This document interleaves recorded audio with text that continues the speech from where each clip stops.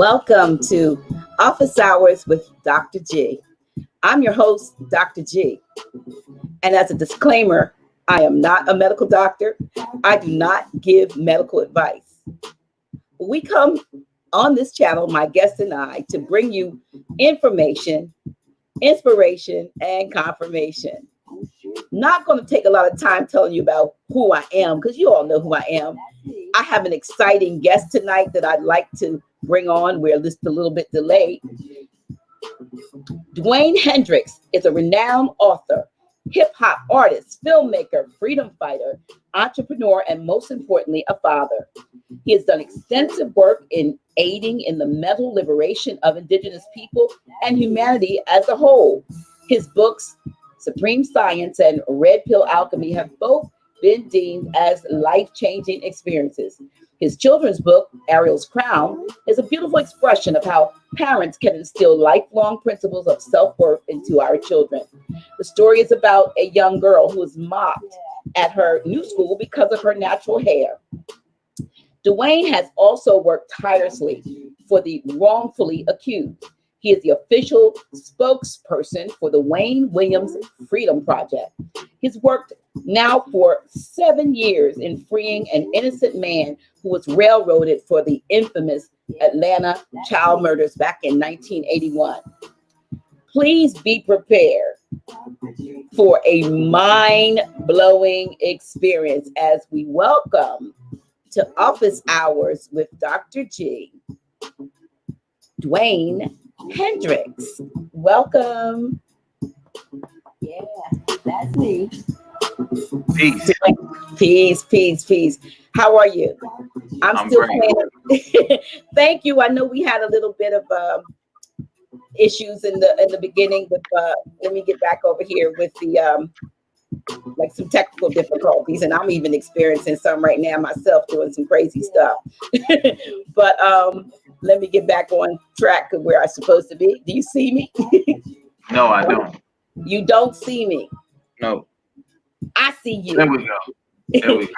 I'm trying to get Dr. G to stop playing, but we'll just hear her out until we get to the end of this, and then we'll get started. There we go. DeWayne Hendrix, it is an honor and a privilege to have you here on Office Hours with Dr. G. And I always have the good fortune of speaking with my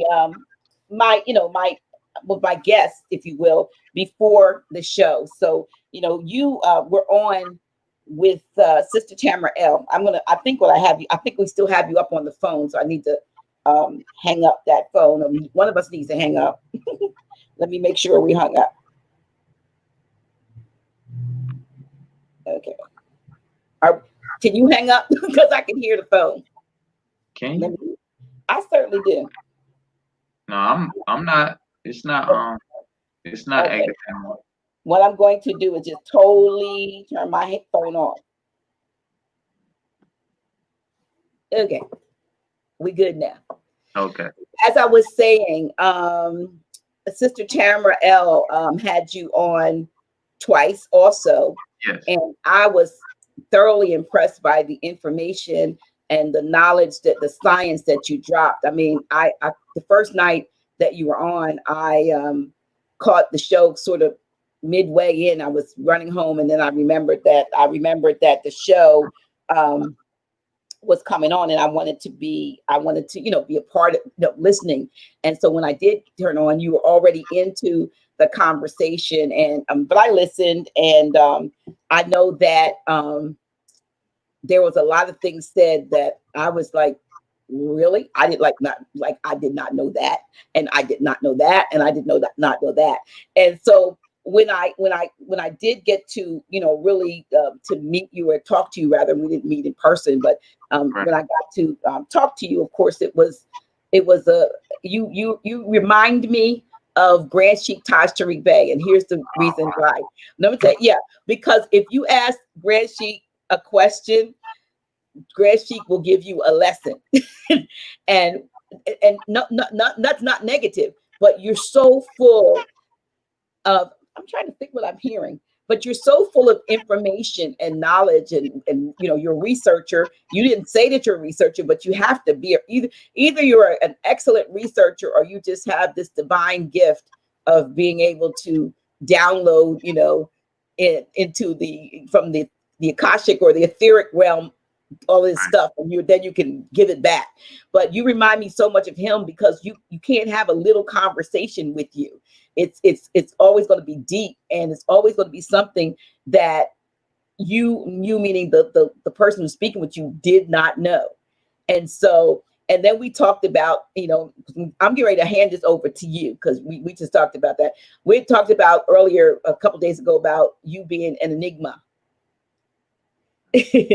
and I gave you my definition, or what I thought, or opinion of what would make you an enigma. And part of it, was what I said. But because, you're a hip hop artist, and if we got into some conversations. So your background is, you got, first of all, you got a last name there. Yes. That tell us about your last name. Royalty. Jimi Hendrix, James Marshall, the great guitarist, is the first cousin to my grandfather, Garfield Thomas Hendrix. Okay. So music is in my DNA, being different, standing out. As far as mentally, my approach to everything is different as well. So I've been kind of like that kid since I was a baby. I just always saw the world different from everybody else. So. And you too. So when did you start in music? I know we're gonna get into the heavy stuff, so let's get the light stuff out the way before we get into the heavy science and so forth. Okay. I didn't start actually actively pursuing music until I was already an adult. It was kind of like something that I stumbled upon, and one day I'll tell the story about how I actually started writing music. But it was kind of a situation where a guy that I worked with was a producer, and he had this group that he would always play when he was in the car. And I would be like, when we were in the car together, and I'd be like, bro, like, put on pop something, man. This trash. Why you keep playing this? And he was like, man, this my group. I produced them.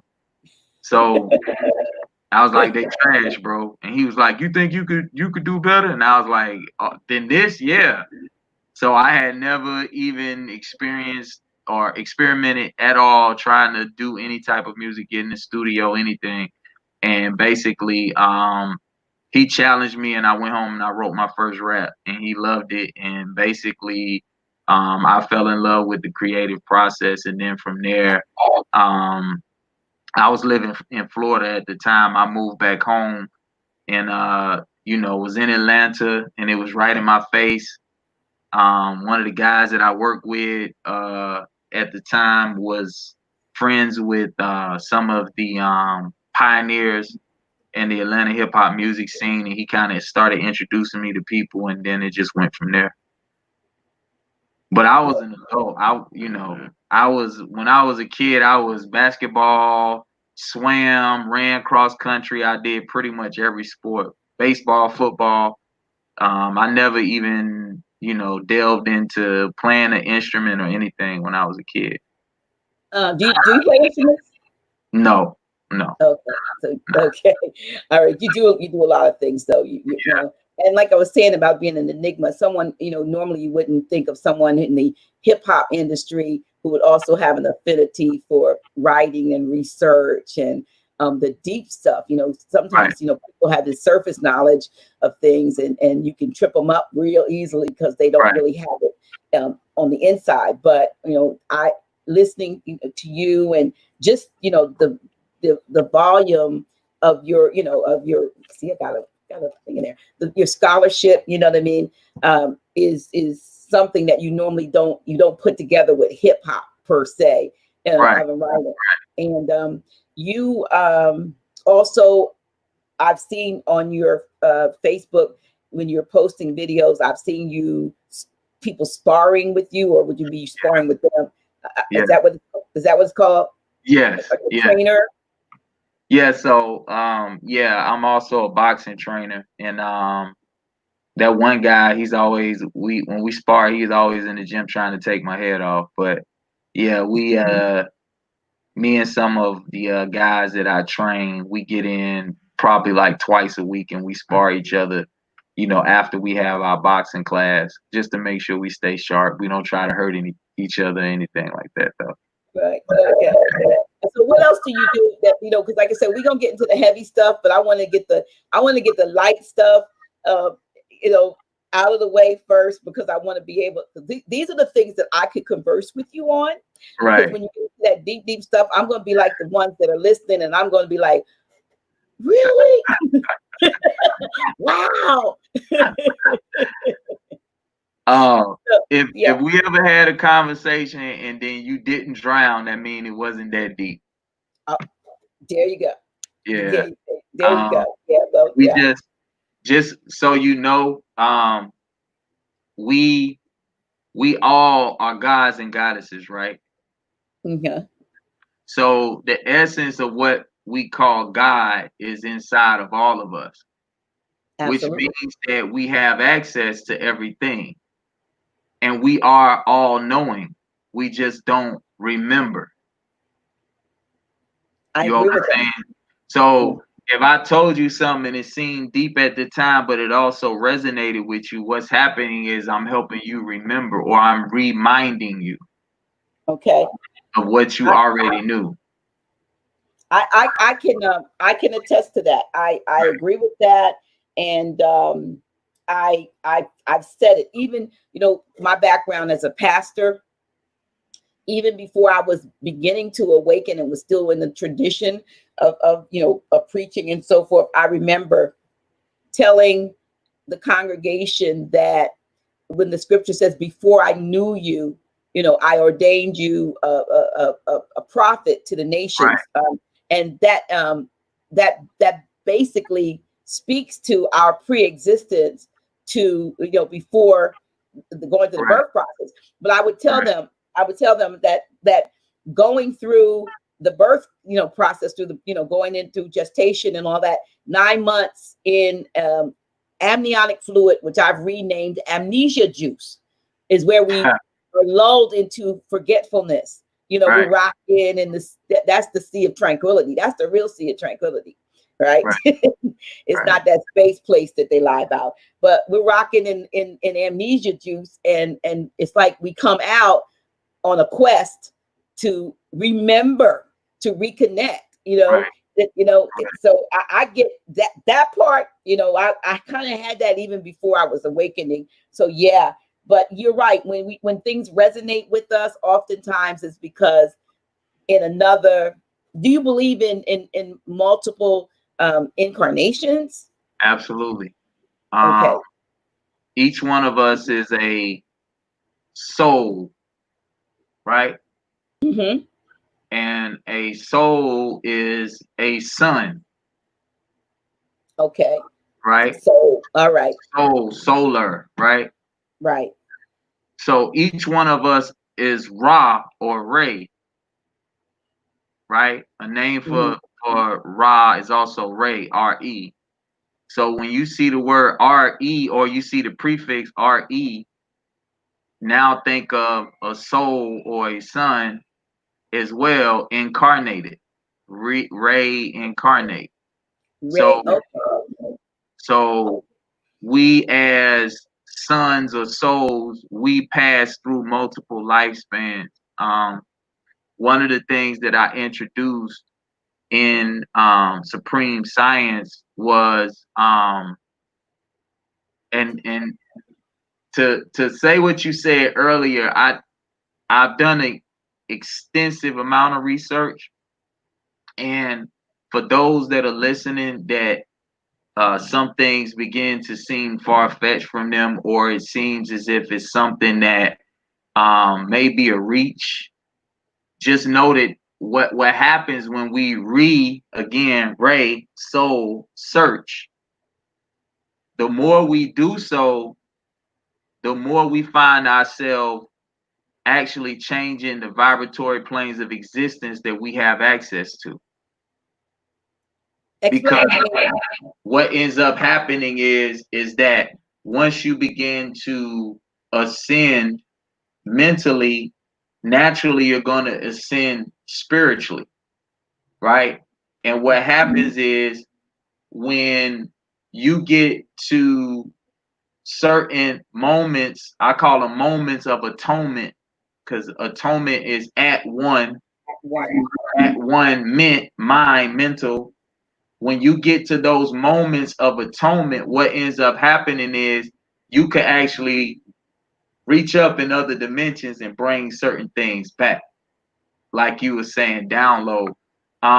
If you're familiar with that scene in the Matrix when Trinity, when she was on the roof and they needed the helicopter to get Morpheus out of the building, when they show her close her eyes, that was and she was able to download the program. That was showing that through meditation we're able to open the brain, which is a radio receiver, and we're able to download information. So the Matrix was a perfect analogy in which they showed it. But what I introduced in Supreme Science was the fact that there are similar thought processes that we have a parallel universe in which we age in reverse. Okay. Right. Okay. And the the thought behind this is that if we live to be 99 years on this realm, when we go back to this universe, we age in reverse from 99 years. Do we go all the way back to embryonic stage or spirit or to Absolutely. And if you ever seen the film The Case of Benjamin Button? Yes, I did. That's what whichever filmmaker, whoever came up with that concept was ingenious, because that's the concept that they were conveying about us aging in reverse, and with this thought process, what is happening is we are continually coming back to this realm, to that realm, and so forth until we exhaust a certain amount of karmic debt and we're able to transcend to higher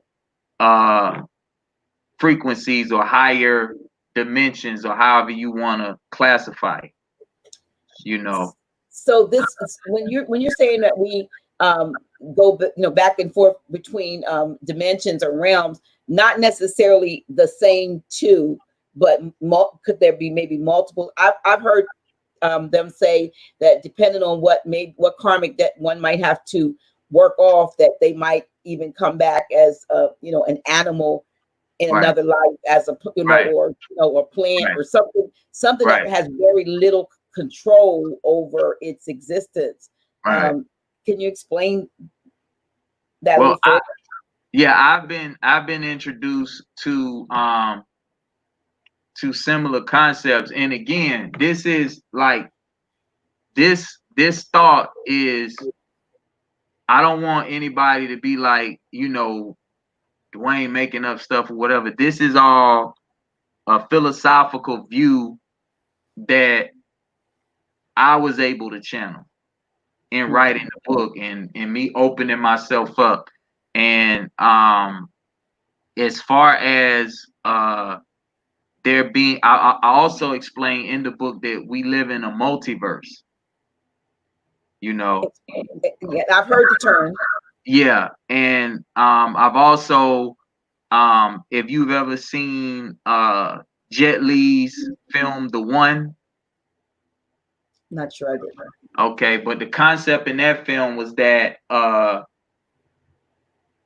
there are multiple existences of you in multiple universes. Okay, I've heard of that with regard to quantum jumping, Right. and doppelgangers.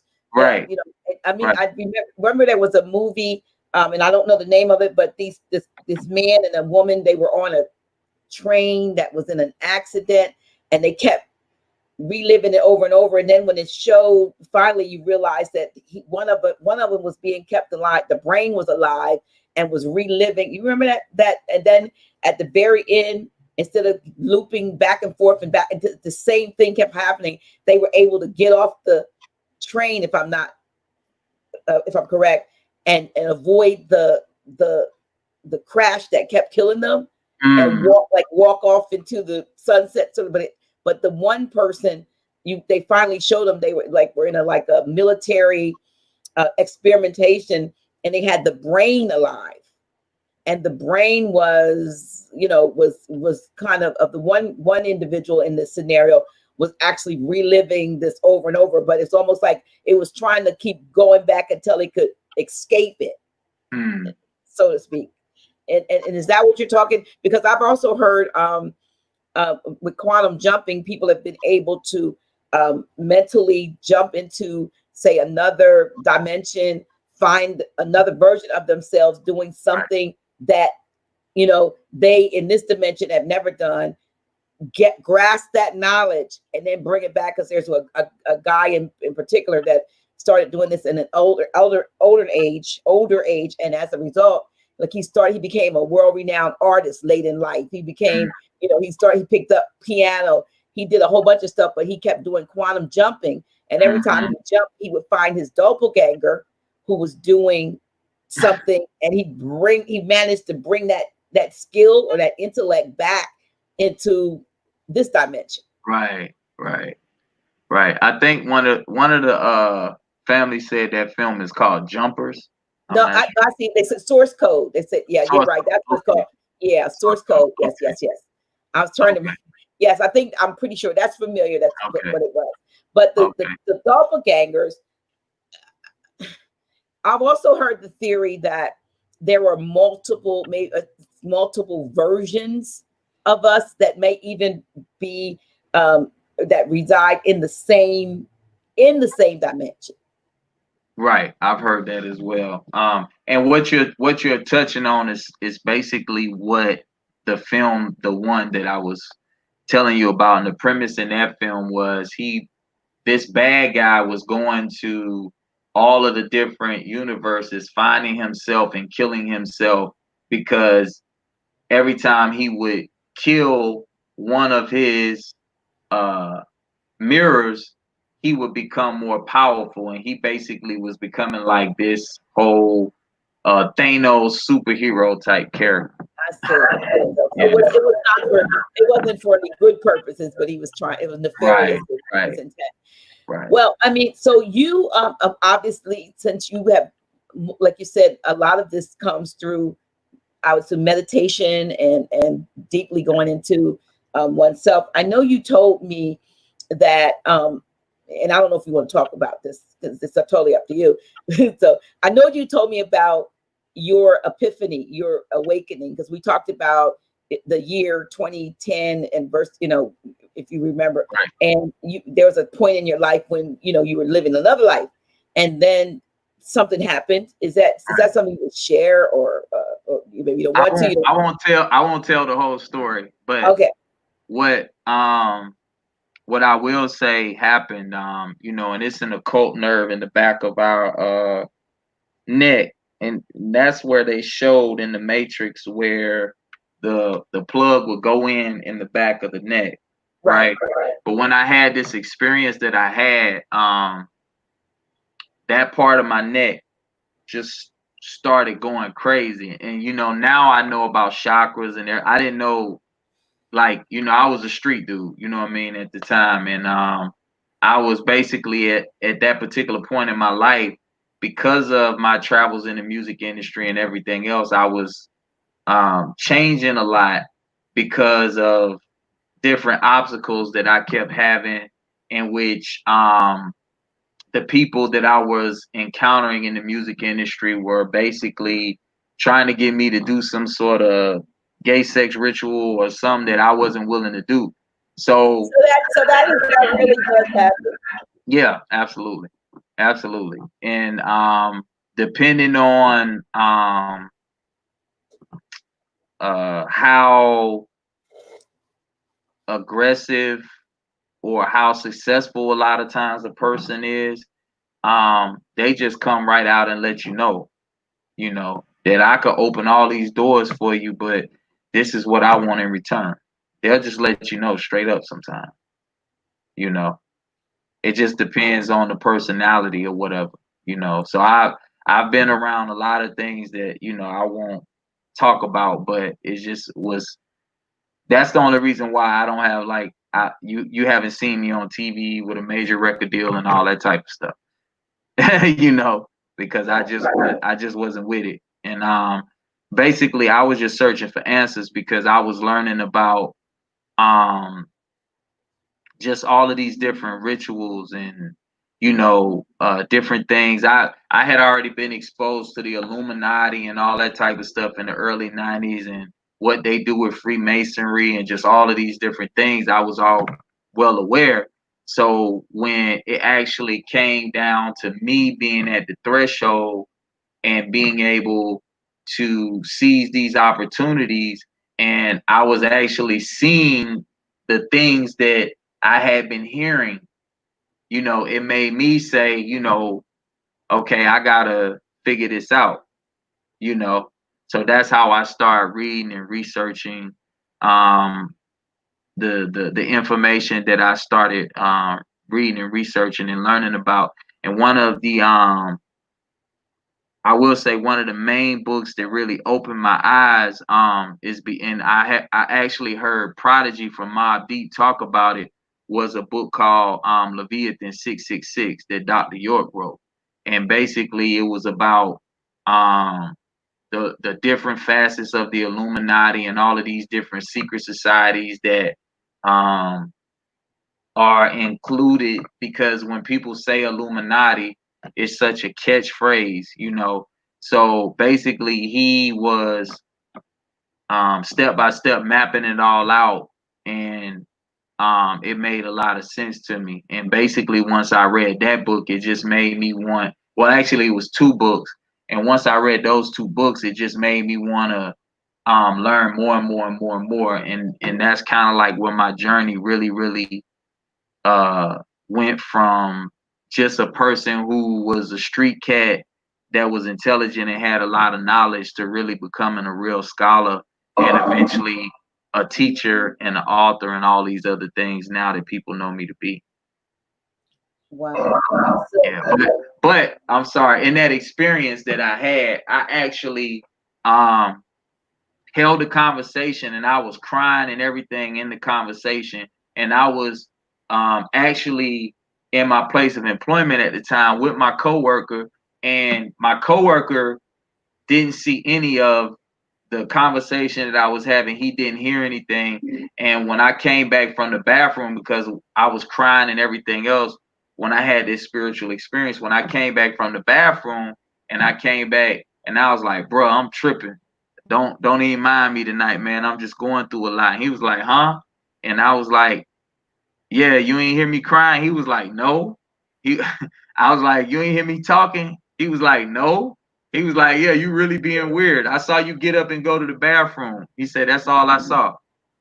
So he didn't even see the conversation and everything that I was having, which I know now that I actually got pulled up into another dimension and my physical body wasn't actually having this conversation. And I had the same experience. I know this. So I know what you're talking about. Yeah. What just happened? So Yeah. you had this out of body experience, we'll call it out of body experience, and it changed you. Correct. Forever. Forever. Yeah, absolutely. I was working, but I still kind of like had one foot in the streets, you know, and I still kind of like had some things going on where I was still making money in the streets and everything else. And once I had this spiritual experience, it was all of these things that were just shown to me at one time. And like, I literally started seeing my life flash before my eyes. I saw car accidents that I barely avoided. I saw gun, like because I actually been in shootouts and been shot at and was never hit. Like, just all of these different things that I had been through in my life was just like shown to me all at once. And basically, like, the being that was communicating this to me was basically like, these were all things that the ancestor was there, the ancestors was there to make sure that I didn't ruin my existence, until I actually gained knowledge of self. And it was such a humbling experience because, when you young and you in the streets and you making money and you could go wherever you want to go and you could buy whatever you want to buy and you could drive whatever you want to drive, it's a certain ego and a certain level of arrogance that come with all that. So to actually see your life flash before you, in a matter of seconds, and realize that, you know, um when you was in these streets and you was doing what you was doing, you could have very easily been pulled over and your whole existence could have been changed.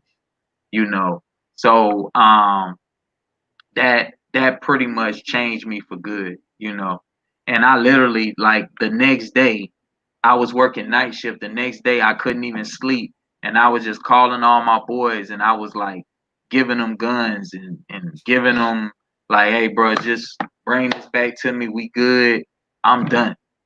And I I could think in hindsight of that, you would probably say it probably wasn't the best idea to give that stuff to somebody else. But at the time, I'm assuming that was your way of clearing yourself of the correct. tools of your past existence, so to speak. Correct. And with all of the knowledge and wisdom that I have attained over the years and learning everything that I've learned, I'm still well aware of the realities that many of my brothers and sisters are still in. And it's not my job to pass judgment on them. It's my job to share as much light as I possibly can to help pull them out of that situation. And always remember that I was once in their shoes. So because of that, I'm able to still to this day converse with all of my guys that was in the streets with me. Um, I'm still able to pull up to the blocks that I used to hustle on or whatever, and I don't act any different as far as looking down on anybody who's still in the fire, because I understand it. Yeah, I'm getting a message that my voice is coming through distorted, and I hear it myself. So I'm looking around for my headphones and making squeaky noises at the same time. So y'all have to forgive me. I thought I could do this one without my headphones. And I may have to, unless I find them. I can't find them. But I think I'll try. Can you? I don't know why it's distorted. Can you turn your Volume down. Yeah, a little bit. Let's see if that. Okay. Okay. I don't know if that sounds a little better. Hopefully. I don't hear. Can you hear me? Yes. Okay. So I don't hear the distortion now. So maybe Okay. that's better. Okay. Okay, cool. So yeah, so you and that's awesome that you were able to get beyond that. And then it's almost like when you make it over or to a point where other people are trying to get, then you can reach back from that higher vantage point and pull them up with you, and that's pretty much what you've done. Right. Yeah. So Right. but you didn't stop there. And you mentioned Dr. York's book Leviathan. Leviathan, That was very inspirational to you. yeah. You also, in our conversation, mentioned we know that he was given you are for the underdog. So you tend to be supportive of the ones that are been given a raw deal and a bad I guess reputation, so to speak, with the public persona. But you tend to see the good or that's in people. And one of the people that you shared with me was very inspirational in your developing awakening, was studying the teachings of Dr. Malachi Z. York. Right. You never met him personally? No. Okay. But you've experienced him. Correct. Okay. Correct. Can you elaborate any at all? Well, I mean, I've actually I know it sounds crazy to some people, but I've actually channeled Malcolm X. I've actually channeled Noble Drew Ali before. I've actually channeled Malachi York multiple times. And he's not the channeling of him. He's still on this plane of existence, Correct. But you've been able to Correct. tap into his, or being like sort of okay. Right, because what we all have to understand is that we have the ability to communicate mind to mind, to telepathically, which is one of our highest senses. So because we have the ability to be able to communicate mind to mind, it's really not hard to be able to channel something or channel someone. For instance, when I channel Michael Jackson, I was listening to the song "You Are Not Alone," and I was at that particular point at a very emotional point in my life, because I had just lost my dad, and my baby brother was killed in a car crash on the same day. So I actually was listening to music on my headphones at work, and working whatever, and I got real emotional, and I needed to go and be away, because I started thinking about my baby brother, my pops, and I went away and actually had like a moment of solace and a moment of meditation, but I still had the music on. And the song that made me emotional was "Missing You" by Diana Ross. So when that song came on, I started crying, because I started thinking about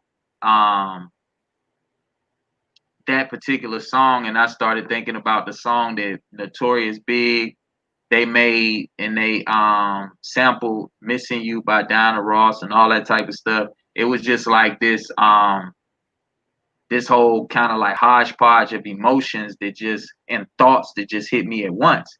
So I got emotional. I went into another room and began to meditate by myself, and I still had the headphones on, and the song "You Are Not Alone" came on, and basically the same thing happened where my chakras started going all off, and I actually had a conversation with Mike. Now, was this conversation? So I can hear the distortion. But was this conversation? He had already transitioned. Yes. And yes. Was it two-way or one-way? It was two-way. So, did he share any insight on as to what happened to him, or why he? No, I didn't even talk about any of that. Like I was just in such a space to where all of this stuff was new to me. You understand? And I was just like telling him that I was thankful for how he inspired me as a little boy through his music and things of that nature. And basically, he he expressed to me that he said basically like whatever you do, do with love, you know. And that was basically the whole conversation that I had with him. You know, it like a lot of times too, you know, like when these things happen, they happen like instantaneously, at least with me, you know.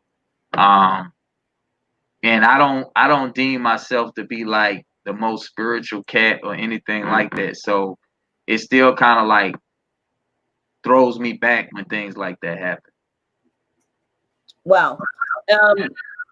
The conversation with Dr. York, was that one of was that one of encouragement, or was it anything with regard to his innocence or the position, how he got to? Yeah, no, it was me basically apologizing to him because again, when I first was introduced to who he was, or I first heard his name, and the person who brought the information to me was basically talking about extraterrestrials, and we really related to extraterrestrials, and it's a mothership that's coming back for us, and all of these different things. And I was like, bro, get away from me, you crazy, you know. And for me, it was just too far fetched, and it was something that I just didn't want to hear at the time. And basically, that was in the '90s, and um, when I finally had the conversation with him, it was in 2010.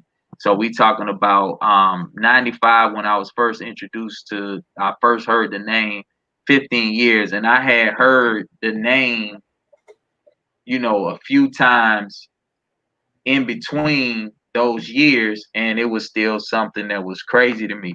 So once I read his book, because his books, the books that I read was suggested to me, I guess, from somebody who I had respect for, and because I value what this person was telling me when I was asking them certain questions, I read the book, and once I read that book, I started doing more research, of course, and when I had the epiphany or the life changing moment that I had, that's when basically I apologized to him, basically for saying all the things that I had been saying about him for all the years that I had, and so on and so forth. So the I know you're working on, and I think next week I'm not sure if it's this week or next week, we're going to talk more about the project that you're working on with Wayne Williams. But do you foresee, given the knowledge of what you shared with me, which you may or may not be sharing tonight, about hearing a conspiratorial conversation, going on, and you remember that, what you shared, with regard to some of the people who ended up saying he did certain things, that it was coerced out of them. Do you foresee there ever being any type of justice for Dr. York? Because we already know that, I don't know what to call them. There are certain entities that will gather information on you and put together dossiers and whatever, and contact people in your circle and get them to cooperate, put people in your circle to grab information out, and then you all use it all to put it all together to destroy you. Is that what you think happened with Dr. York, and why, if so? Well, I mean, I have a lot of information about what really transpired. I have a lot of information about not only the conspiracy to put him in prison, but the conspiracy to keep him in prison after the fact. And for the sake of what would be best for him and for us as a community as a whole, there's certain things that I just will not talk about until the time is right. But potentially, there are a lot of remedies that could help. And what I will say to the indigenous family, to the Moors especially, one of the things that I was told by somebody who was very close was that based on what Dr. York had filed as a Yamasee Native American with his connection to Washita and Empress Goldstein Bay, there were Moors that came to the land in Edenton, Georgia, and told people who were supposed to be acting on behalf of Dr. York that based on what he had filed, they could get him out of prison. And they were basically ran off. So anybody who could have helped Dr. York was threatened, or any type of remedies that were being explored was sabotaged. You know. Wow. And when I say is really deep, it's really deep. And this is why I'm very leery of the quote unquote what people call the conscious community. And I'm very leery of things that are inclusive of big groups, because a lot of times you never know who's who. True. You know. And to take it a step further so people can know how extensive my work is in the community and things of that nature, I actually co-founded a organization called USA United Streets of America with a very reputable member of the Crips. And basically, people have been reading my books in the federal penitentiary system for quite some time now. And I interact with a lot of very, very reputable people. And one of the things that's transpiring right now with our people is that they have implemented a new means of criminalization through gangs. So just as the crack laws were in the 80s, you know how extensive the crack laws were versus cocaine, whereas a person, huh? The powder cocaine versus Right, the powder versus crack, and a person could get caught with 3 crack rocks and get more time than a person that got caught with 3 kilos of powder cocaine. Well, basically, this is the same thing that's going on right now with people who are connected to street organizations, or what people would synonymously know as street gangs. And it's very imperative that brothers and sisters understand what's going on, because with a lot of the people now who are associated with these organizations, you got people have to realize once something gets to a point to where it's 30 and 40 years old and people have been going in and out of the penitentiary system, it's a certain level of wisdom that comes with that. And now you have a lot of the OGs who could really give guidance to the younger generation. So it's a perpetual cycle that continues, in which they create RICO conspiracy laws. They create what's called a CCE, continuing criminal enterprise. And now in every state, they have gang injunctions or gang statutes. So what's happening is they will actually put snitches in the midst of a known street organization, and they will have that person there to infiltrate, to basically be able to get everybody set up. And we all just saw it take place right in front of our eyes with the rapper Tekashi 6ix9ine. Okay. You know, he was just placed he was placed in a group called the Nine Trey Bloods in New York, and he ended up blowing up as a rapper because he had all of them around him. So it made it seem as if he was something that he wasn't. And once he started making money, he was paying certain members of the gang to do certain things that were illegal. And basically he told on everybody. Once the feds came and got him, and he was supposedly facing life, and I don't even think he did 18 months in prison because they let him out early for the coronavirus. You know, Isn't so it, I'm that sorry.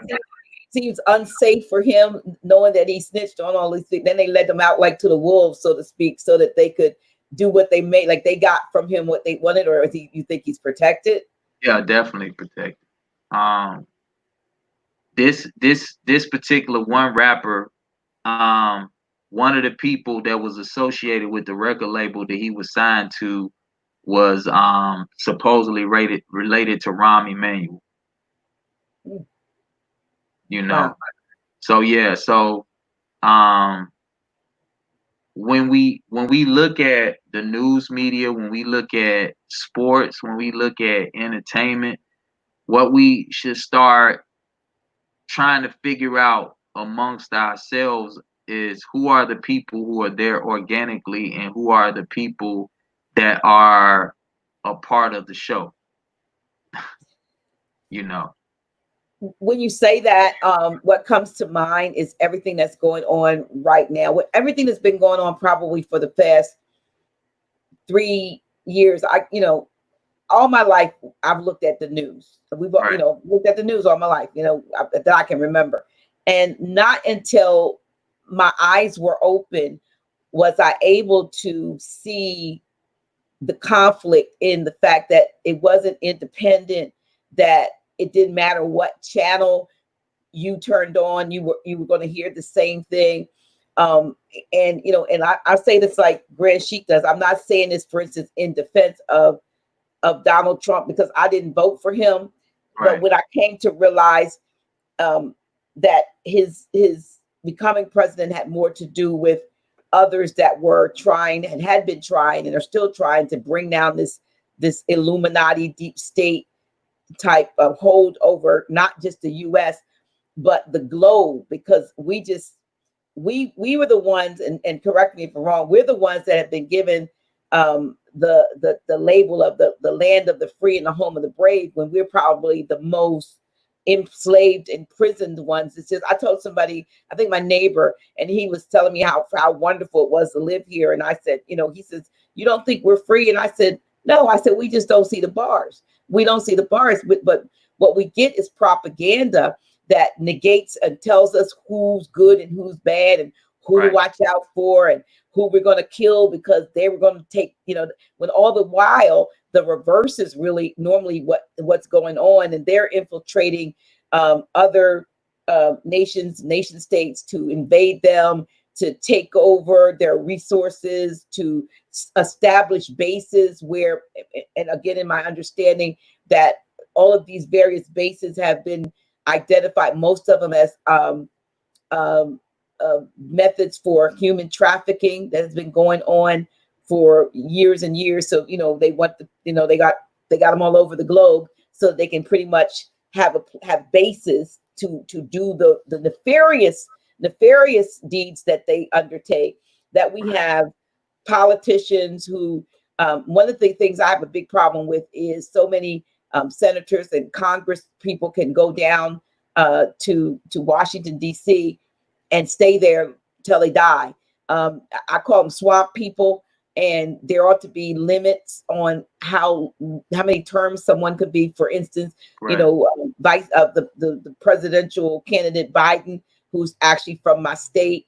I was 24 years old, and a mutual friend of ours who's now deceased had contacted him on my behalf to get me home, because my mother, I was in the army, and my mother was had taken ill, and she had custody of my children, and she became ill, and they didn't want to let me out. And, so he contacted then Senator Biden. I was Mhm. 24. I am 65. why did he get to stay there so long? Right. You see what I'm saying? And he's not the Right. only one. You've had him 90 years old still down there. And like I said, they go in, and I don't know what the salary is for a senator, but I would suspect that, 40 years ago, it was a lot less than what it is, but yet they come out multi-millionaires. And Right. we people, or some of us have thought all along that they were serving the interests of the people. So, Right. there are things going on, and they have kept us in the dark and made us think that America, well, that's not America, United States, and that of course is not a country, it's a corporation. Right. America, is America. America, North, Central, and South is a continent. But we get that confused because we don't realize that we are under occupation by a foreign de facto government. And if all of this taking a knee and, wearing kente cloth, which, want to throw up, I call them Nancy and them, because them means it's mostly the Democratic Party, who we have mistakenly, when I say we, most melanated people mistakenly have identified with the Democratic Party and still do, because what they've done is a lot of the so-called the actors and like I said, the news reporters and all them, they seem to all be in league with them. So everything that's coming out before us is this concerted effort to continue the programming to say we're the good people. We're the good people trying to save you from the mean old Trump. When Trump, in my understanding, was asked to run so that he could drain the swamp that's been down there. So, how do you address a people who's being, who every time a distraction comes, they get distracted. And there are a few of us that begin to say, this is a distraction, but yet they continue to want to push for, Black Lives Matter and get rid of the police. If they defund the police, and then I'm gonna let you talk. If they defund the police, do you think that they want society to just go off, and not have any type of control? They will replace the police, which we know is corrupt, with something worse. And it will be, you asked for this. You asked to defund the police, but you didn't say what, if anything, should be in its place. So we're going to put our Gestapo people, we got robots for you, maybe. We got cyber cops for you. They have no moral compass. They'll just do the right thing because we've programmed them to do. What do you say to that? I mean, what is there to say? With a lot of these things, all we can do is plant the seed and share the necessary information with brothers and sisters. Unfortunately, there are some of us that have made a separation, right, mentally and spiritually, and we see so far ahead that we can tell when they're going to do certain things and so on and so forth. And there are so many of us that are stuck, and what it may seem harsh. What I've come to the realization is that our people will be defiantly wrong. So they'll be wrong about something and they'll be adamant and defiant with you, and they'll curse you, fight you, do everything when you're the one who is really showing care and compassion and trying to make sure that they get the truth. So, and knowing that now for me, trying to help people for the last 10 years, I pretty much come accustomed to the fact that I'm going to be attacked every time that I take a stance against a lot of these different socially engineered events, and all we can do is sift through the many to find a few. That's it. Many are called, few are chosen. And everything ain't for everybody. And the main thing is that we as the conveyor of truth, we just always have to examine our heart and make sure that our heart is in the right place, and make sure that whatever we do, we're thorough in sharing whatever we share to try to help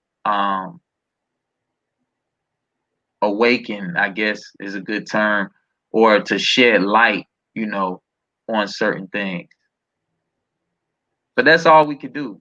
The human psyche makes us want it so bad for our people, because once we get to once we get into the space to where we grow and we learn the things that we learn, we just want, and we become better, right?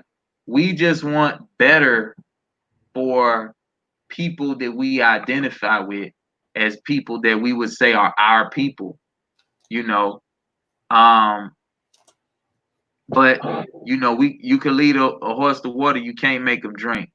So all you can do is put forth, the necessary knowledge, information, outformation, share it with those that you come in contact with, and plant a seed. And it's up to each individual person to water that seed and help it grow. Well, there's a lot of things going on these days that seem to, people think that, and I wrote something about, since we got seemingly had their attention, what now? It's like, now we got your attention. We want this and we want that. I had a dear friend call me today, and I don't know if she's going to see this or not. And she probably got angry with me, but she wanted me to back a petition to change the name of the White House. And so I said, what is that going to do?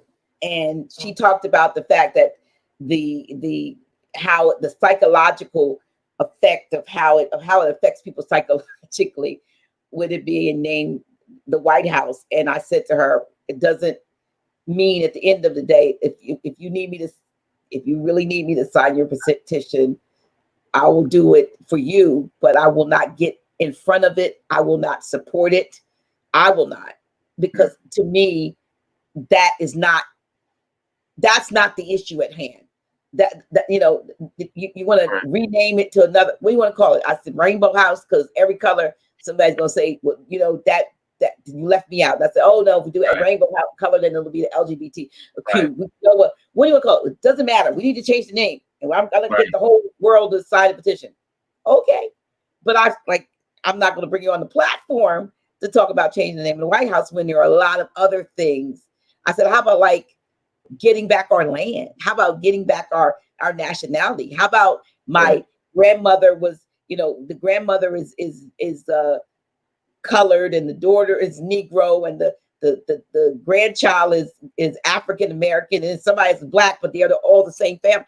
I said, how about looking at crazy, obvious things like that and saying, this stuff has got to stop, these labels and brands, and this you determining who we are, as far as citizenship, whether we're a citizen or not, we're the indigenous people of the land. I said there are a lot of other issues that need to be addressed other than calling a street name, White House, Black Lives Matter Avenue, or writing to fund the police. I mean, these things we know are being coerced by people who are going down and trying to take everybody else with them, so that we don't know what's really happening behind the scenes, the attack that they're under. So if when we get on those bandwagons, we're only helping their cause, not ours.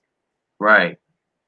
This recent event, especially, it was a ritual. I'll just share some things about it. Please. So supposedly the cop had his knee on the porn star's neck for 8 minutes and 46 seconds, right? Right. The first quote unquote plane that hit the Twin Towers on September 11, 2001 was at 8:46 a.m. Right? Reason that's important is because 8 plus 4 plus 6 is 18. 18 is actually 666, or 6 plus 6 plus 6. Right? Why does the 6 become important? Because 6 is the stamp of the Zionists that control the news media. The when you get into the global elitists, these are the people who are truthfully the puppet masters, who's controlling all of the politicians, they're controlling all of the celebrities, they're controlling the news media, so on and so forth. Right? If you saw the video, there was a trash can that the person who was holding the camera turned to the trash can like this and then turned back. And that trash can had a orange 6 on it. The reason why, and I'll try to pull this up in my book as well while I'm talking about this. The reason why that orange becomes very important, here it is right here.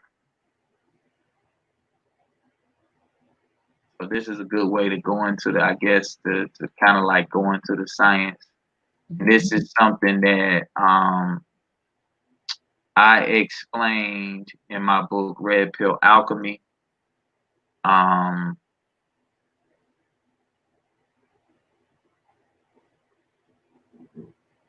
Can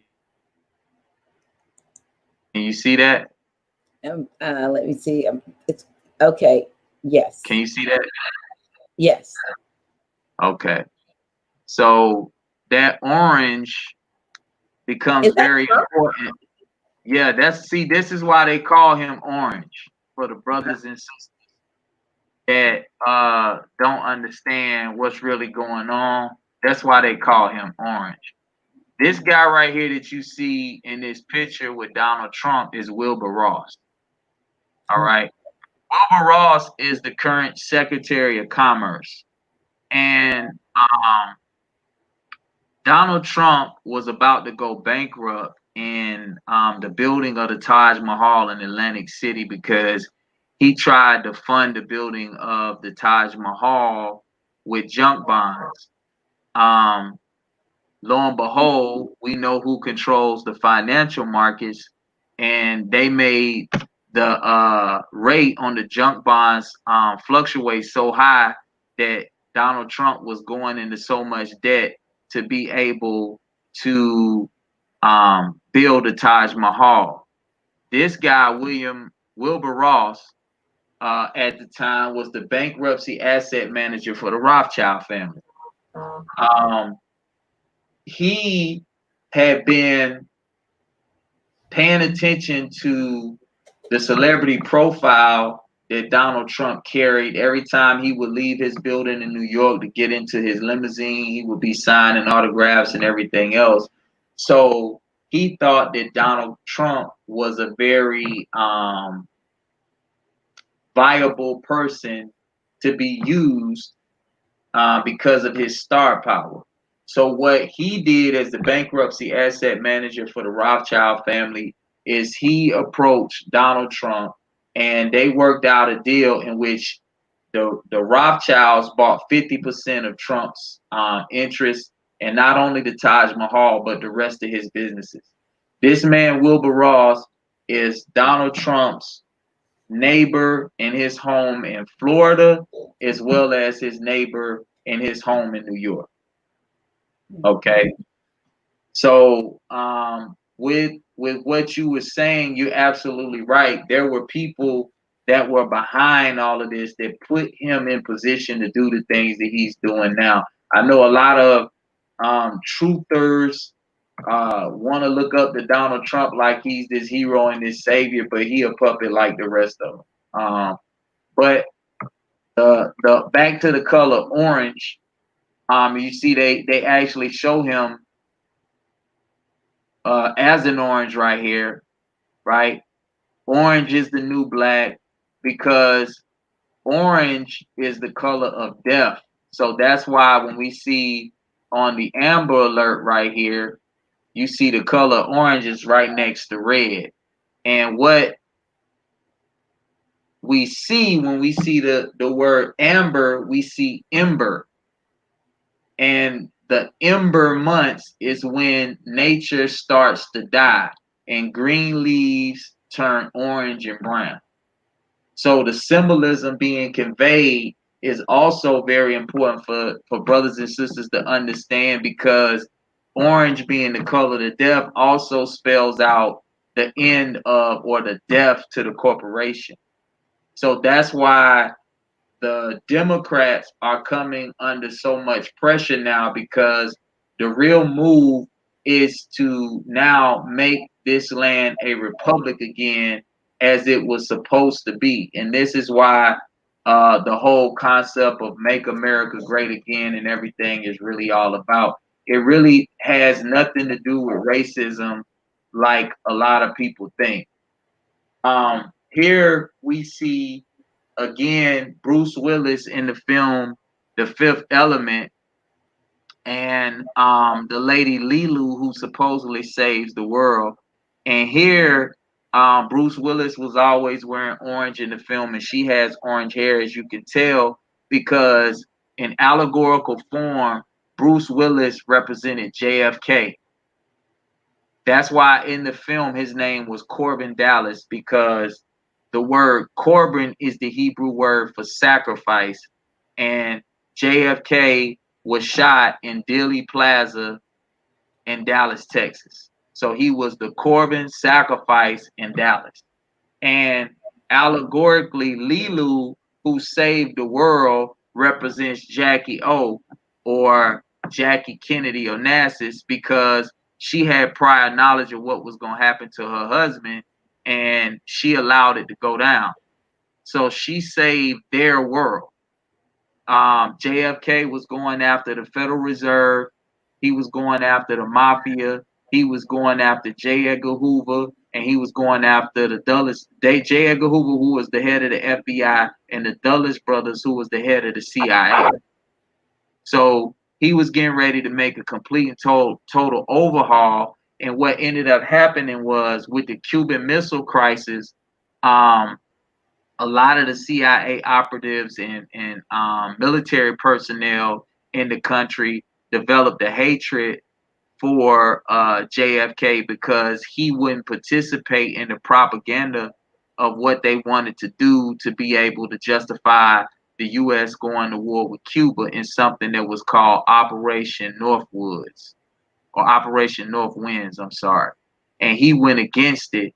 And basically what Operation North Winds was going to be a propaganda campaign that was going to be used against the American people, to make the American people feel as though the U.S. needed to go to war with Cuba. You know, so it's very important to understand that symbolism in the orange, and then the number 6 is very important to understand, because the Zionists, they operate on the number 6. And the reason being is because 6 is the controller of time, right? 60 minutes in an hour, 60 seconds in a minute, 24 hours in a day, all add up to 6, right? They say in their Holocaust, 6 million people died. They carry the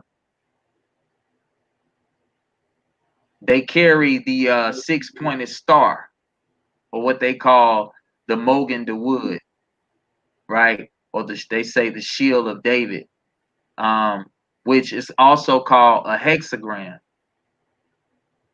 because they put a hex on us. Abracadabra. Yes. And they are the people that tricked the whole world into thinking that they were God's chosen people and so on and so forth. So even more so, to show you this,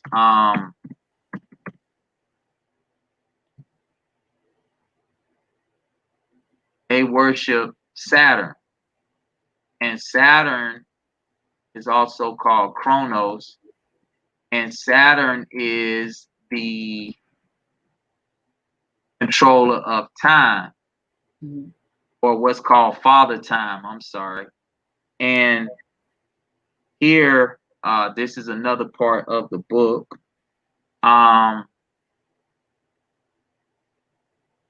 It shows, if you look right here, this hexagonal shape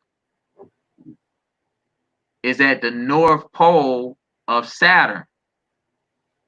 Who lives in the North Pole? Santa. Santa. And the origin of the quote unquote Christmas story is it comes from something called Saturnalia,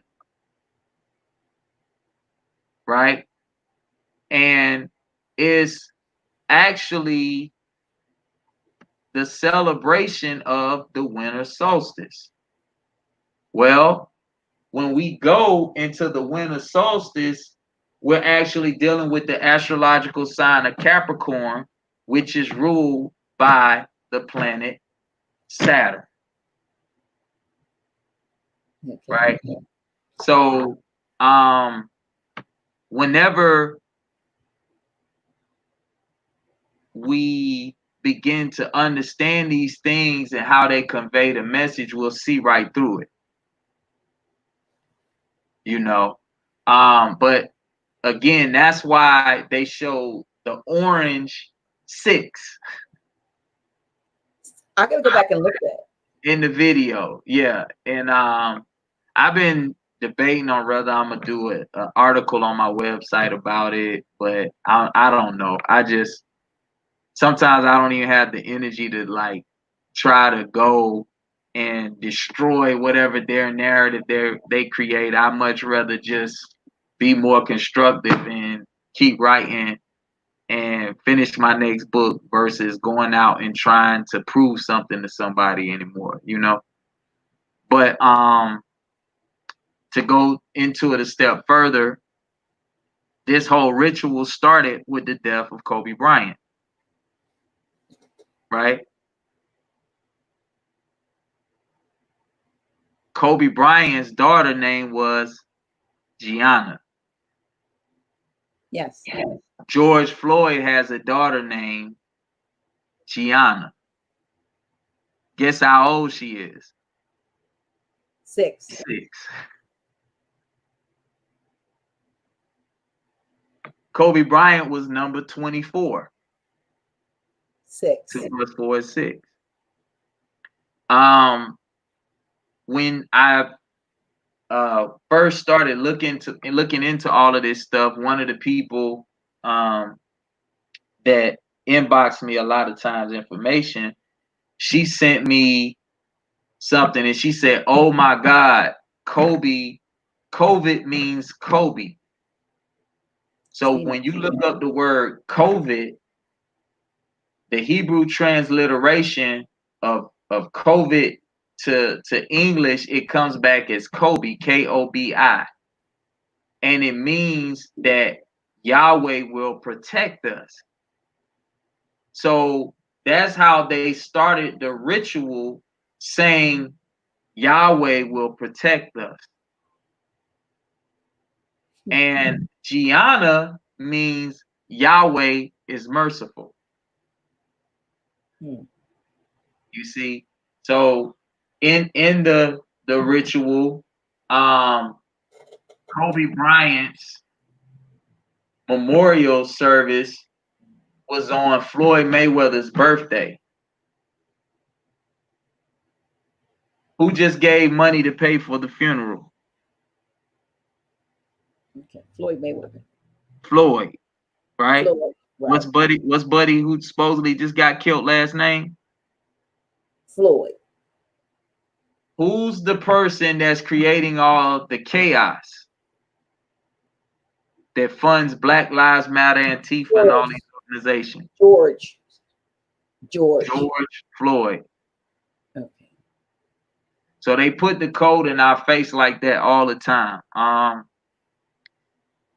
The same thing happened, if you remember, a few years back when Donald Sterling got caught up in the situation where he was being recorded, when they basically used the media and racism to take that man's team from him. Oh yeah, with the You remember that? yes.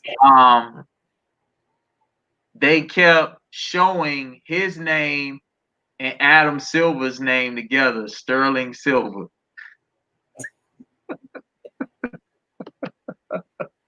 And me and my people, we had a riot with that. But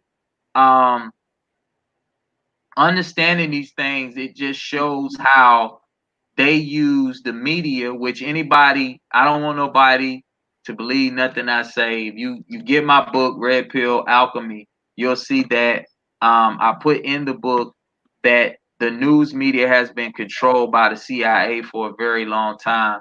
And it was something called Operation Mockingbird, in which it was a CIA program created to control the news media.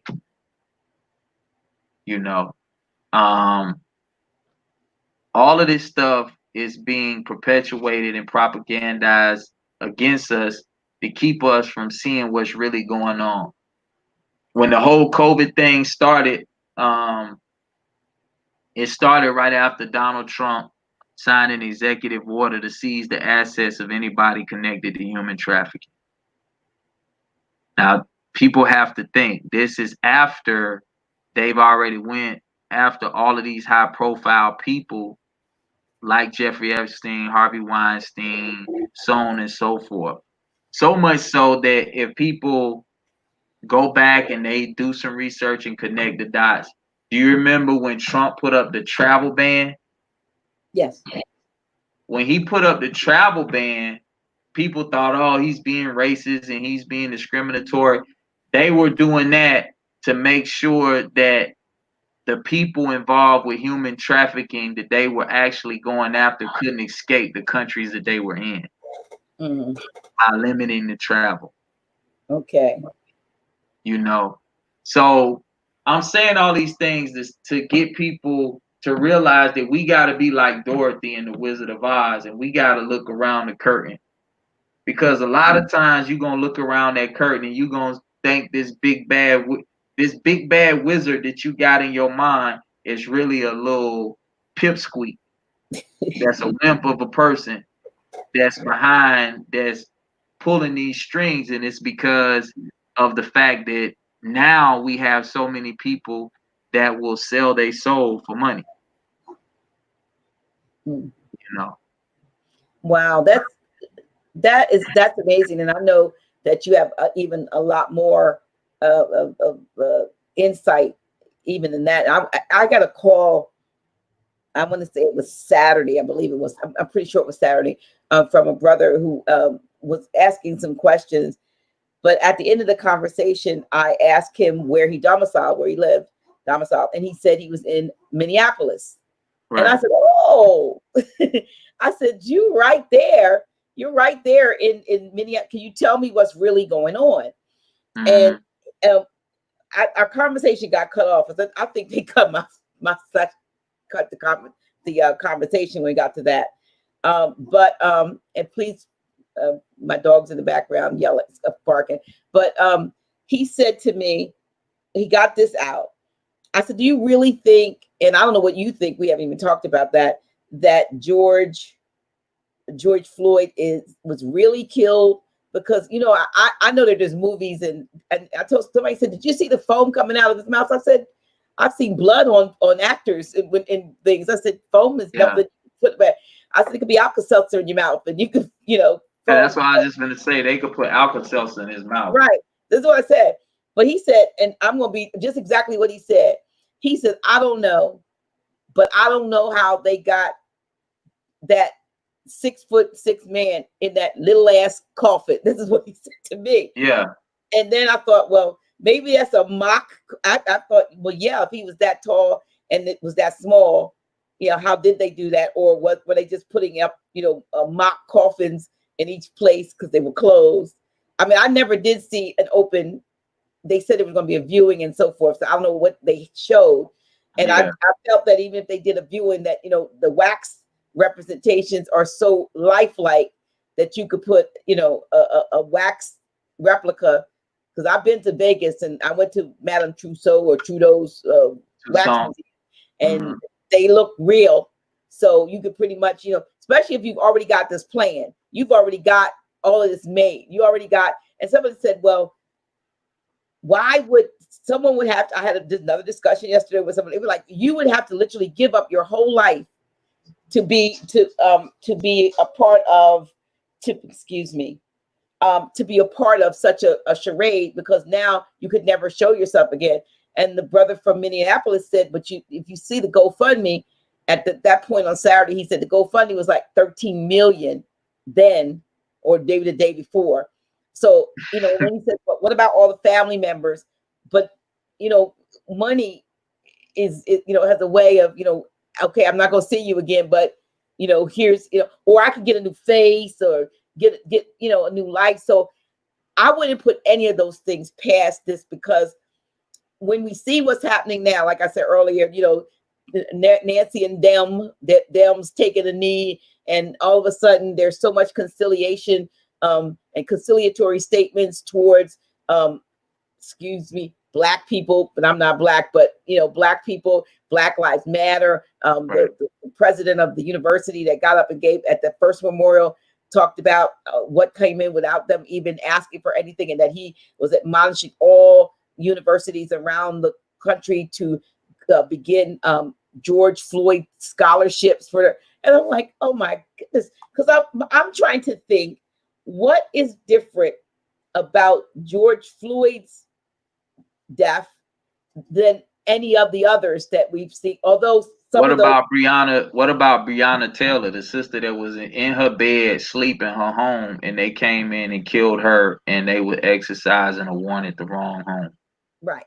So there have been a lot of other things that have happened, right, that were as equally or even more horrific. You know, there's the mother that was in I think in the Baltimore area, wherever she was, that was shot. And her child was there, 2-year-old, her little boy got shot in the arm, and she was killed, you know, different things. And she had declared her nationality and, so, you know, some things. So there's things that have happened over the years, Sandra Bland and Tamir Rice. And, you know, we could go on and on and on, even with what is his name? The Amadou Diallo. Let's go all the way back to Amadou Diallo. Yeah, all the way back there. Right. Or Sean Bell. Right. The one that we was could just go on and on and on. Right before his wedding. You know, all of these things that have happened, and we have not had this collective balls, if you will, to do anything. And so now the majority of the marchers and protesters don't look like us, for one thing. I'm told that the people coming in that are being more violent, I mean, they tore up our downtown here. And the people coming in don't live here. They don't look like us. So let me tell you something about that. We know that these businesses haven't been making money because of the quarantine. Right. So if you have a building, you have a business that has a building, if the windows get broken in that building, you get to claim the entire inventory for that business and in loss in insurance. So literally, I know someone who works for ADT. They were catching people in certain states that own businesses. They were the ones that were looting and vandalizing their own establishments.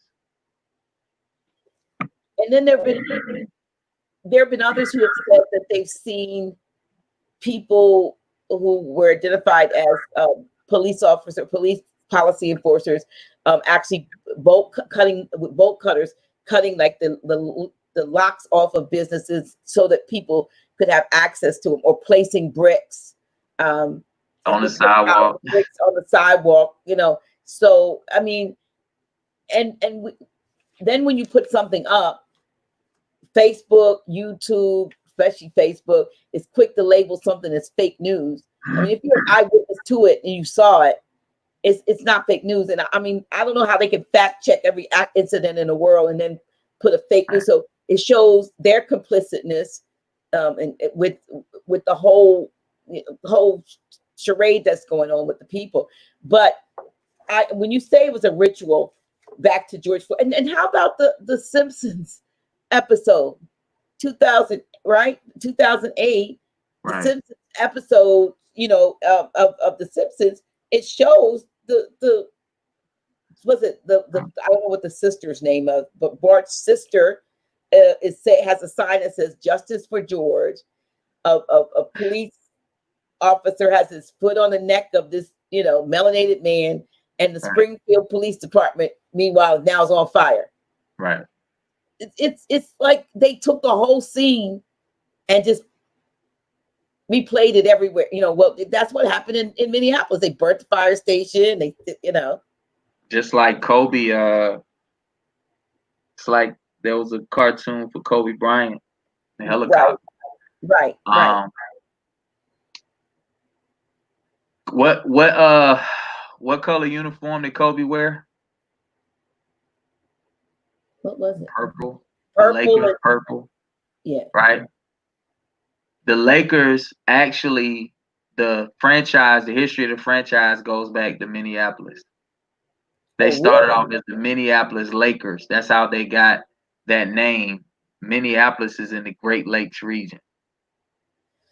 Wow. Okay. Okay. Who else? Do you know the famous musician is from that area? Is he melanated, or I don't know? Prince. Oh yeah, that's right. What color did Prince wear? Purple. It's called the Twin City. Right. Astrologically, we are in Gemini. Okay. What is Gemini? The twins. Prince was a twin. Prince was a Gemini. Okay. So I mean, you know, like it be so much that they be doing, you know, and because I kind of study a little bit of everything, it's always real easy for me to put certain things together. I don't even want to start getting into the gematria and how it's certain codes that just all line up the way that they do. The last thing I'll say though is that the charges were 3rd degree something and 2nd degree something, right? Right. Because George Floyd was a 32nd degree Mason. That tattoo on his chest is actually the tattoo that a 32nd degree Mason, I mean the emblem of a 32nd degree Mason. And it's where the concept of the phoenix, right? That concept, it goes back to Kansu in ancient Kemet or ancient Tamaray. Let's see if I can pull it up real quick.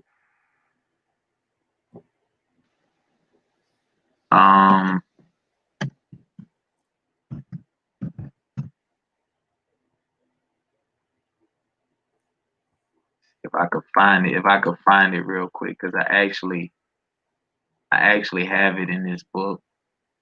I don't have page numbers in my books, so I know. yeah. So at times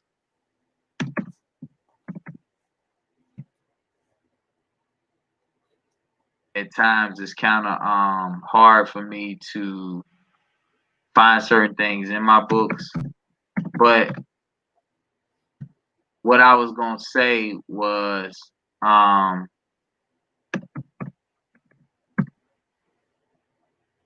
the the color associated purple, the color of purple is connected to Phoenicia, and that particular tattoo is the phoenix, and the word phoenix comes from Phoenicia. You know, so it's one of those situations where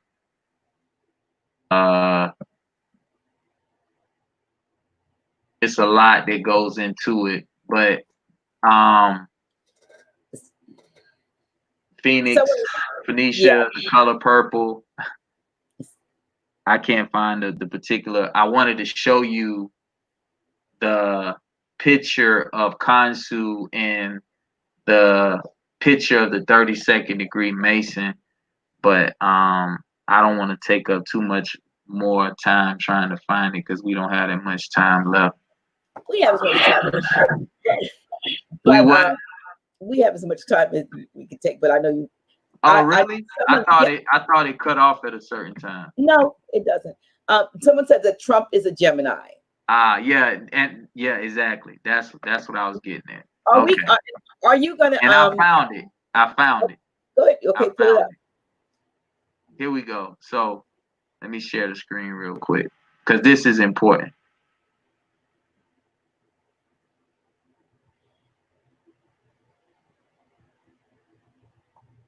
So this is the tattoo that you see. The tattoo that you see on the right. I mean, the picture that you see right here on the right. That's the tattoo that he had on his chest, and it comes from the deity Kansu in ancient Kemet or Tamaray, whichever term you want to use. You know, very, very important for people to see. In this particular part of the book, what I was explaining was the book Animal Farm and what it meant to the Russian Revolution and what the Russian Revolution was really all about, and how they killed this family, the Romanovs, or the family of Tsar Nicholas II, to bring in communism. And the real truth behind communism is that communism is really linked to Zionism, because Karl Marx, the person who wrote the Communist Manifesto, actually was Jewish, just as Lenin was. You know, so this is why I have the picture of Lenin right here, as he's pointing his people in the wrong direction. I took the picture of the MLK shooting, in which MLK was shot at the Lorraine Hotel in Memphis, Tennessee, and basically show how all the people that were supposed to be with him pointed in the wrong direction. You know, I was there in October of last year. We on my way to coming back from Little Rock, we stopped there. It happened to be the museum was closed, but you know, you could see out, you could stand outside and see the reef on that. And that was interesting that you shared with me. Can you share a little bit about the MLK, you know, where he was? And I mean, we have time. So I want you to tell us about let's go back to his motivation and what brought him from where he started to how he ended up. Okay. Well, let me show you this real quick, because this is gonna make a lot of sense to people and show people how these things work and how Freemasonry gets attached to a lot of this, because it's a lot of people that want to try to defend all of this nonsense that they do, and then they'll tell you that Freemasonry really came from the ancestors and everything else. But this form of Freemasonry that we dealing with is not the same form of Freemasonry that we would have been under. So you have people that look like us that rush to defend the actions of these individuals that do all of these different nefarious things, right? But to show you, this cat right here, this clown, this is Dr. Ben right here seated. And this is Ray Hagen's, right? This is a member of Ray Hagen's camp. And if you see him, he's pointing in the opposite direction, giving the misdirection while everybody else is looking into the camera. He's looking off in another direction and he's pointing that way.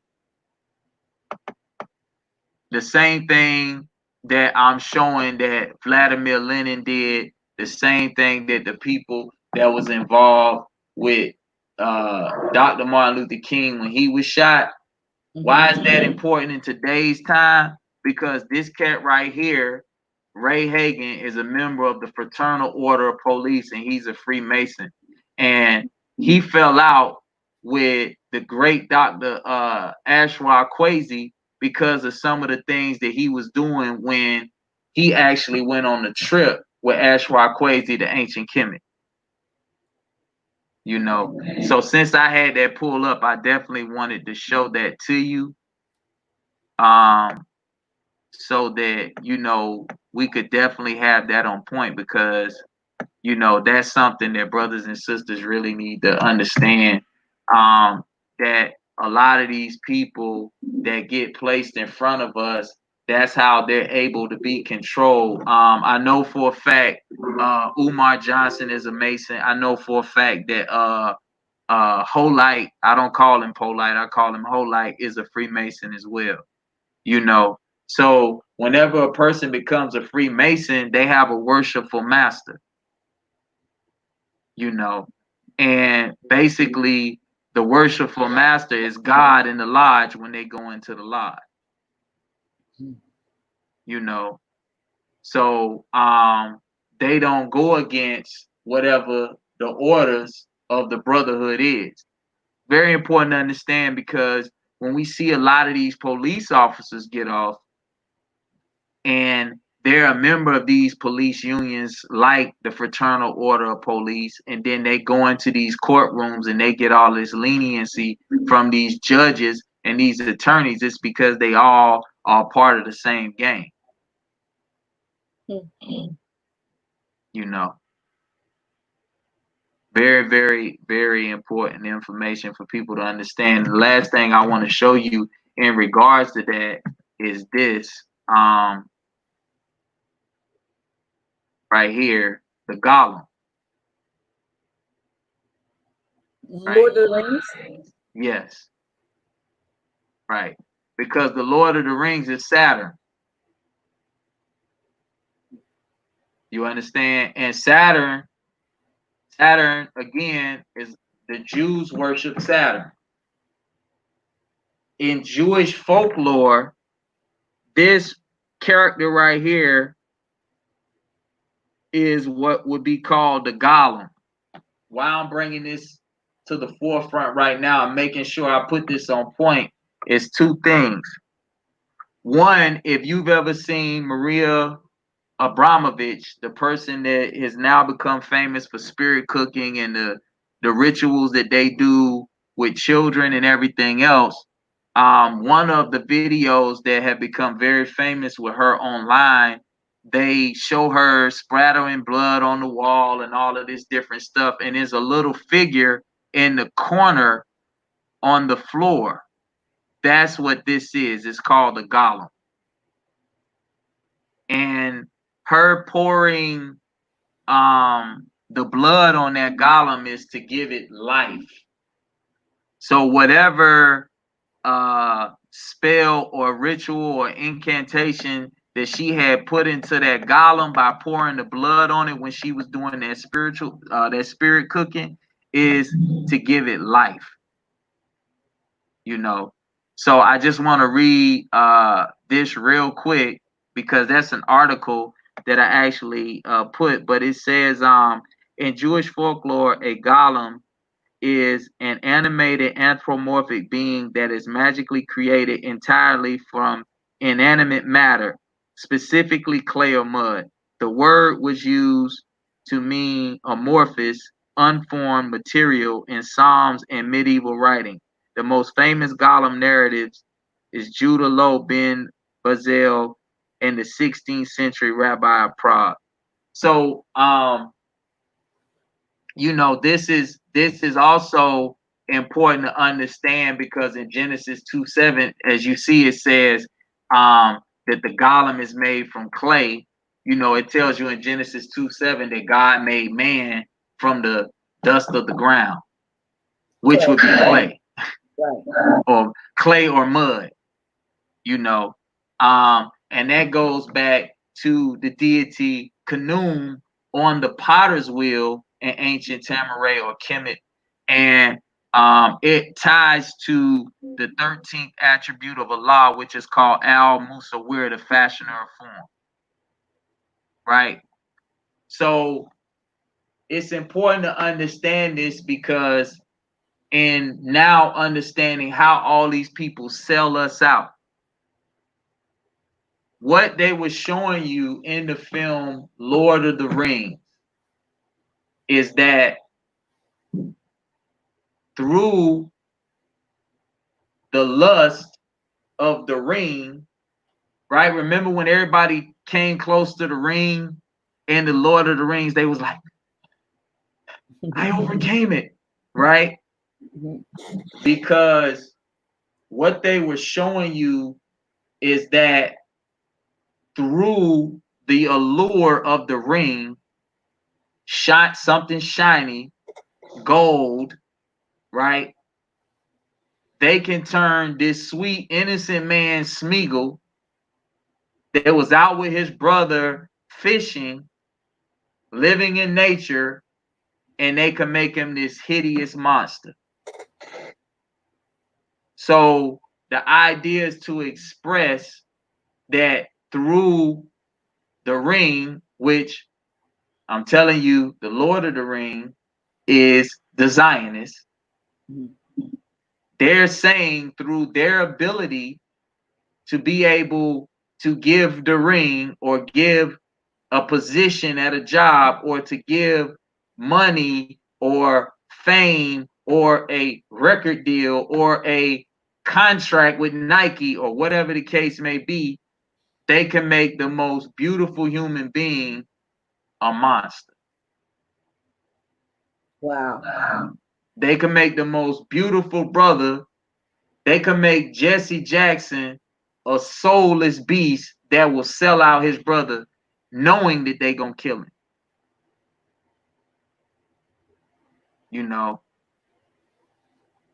So these things, when we're watching these films, what we always, those of us now who are consciously aware, we have to be mindful of the fact that we're watching a spell. We're watching a spell that we have to now reverse the effects on. Because if we are in our right mind and we got the right knowledge, wisdom, and understanding, we could take anything that the devil uses for a disagreeable purpose, and we could bring it back to our people and make it agreeable. So that's why the educational process and all of these things become so important, because what I tell people all the time is that with a lot of so-called consciousness and everything else, we end up dealing with a bunch of mass regurgitation, right? And what I strive to do is I've always strive to figure out a way to bring my brothers and sisters insight. So what I want to happen is that when somebody read one of my books, they look at life completely and totally different from that standpoint forward. I don't want you to read my book and then still go out and see things and think the same type of way. You're gonna have to make some sort of adjustments, because my whole purpose is trying to open this eye, in everything that I do. So I had to show that part. But with MLK, it's some good and it's some bad that people need to understand about MLK. First and foremost, MLK was a plant at first. You know, um, I can't lie and I can't sugarcoat nothing for the fact that he ended up being what he ended up being to so many people. I have to tell the truth. Um, he was a plant and he was planted by the Rockefeller family. Um, the real leader of the civil rights movement or leaders of the civil rights movement should have been Medgar Evers and Fannie Lou Hamer in Mississippi. Um, at the time, MLK was a little known preacher in Atlanta. But he had went to Morehouse College, and his father, MLK Sr., was Boule. So that's why they lived in the part of town that they lived in, and they had a grand piano in their house and all of these different things. And that's why they not only killed MLK, they killed MLK's mother, Alberta King, and they killed his brother, A.D. King. People don't really talk about that a lot, but they killed his brother A.D. King on the day that NASA supposedly landed on the moon. So this is how long this stuff has been going on. Just as when the riots broke out this year on the 99-year anniversary of the Tulsa race riots, by the way, Black Wall Street, the 99th year anniversary of that. But on June 2nd, Hillary Clinton was supposed to be in court to face charges about those infamous emails. So with Martin Luther King Jr., he was planted in the community, and basically he was brought in to push the agenda of integration, which financially crippled us, because if we realize now that all of us now are saying we need to support black on this and black on that and black on this and black on that. I'm just saying it for the sake of, I know I'm indigenous, but right. Indigenous on this, indigenous on that, for the people who want to be technical.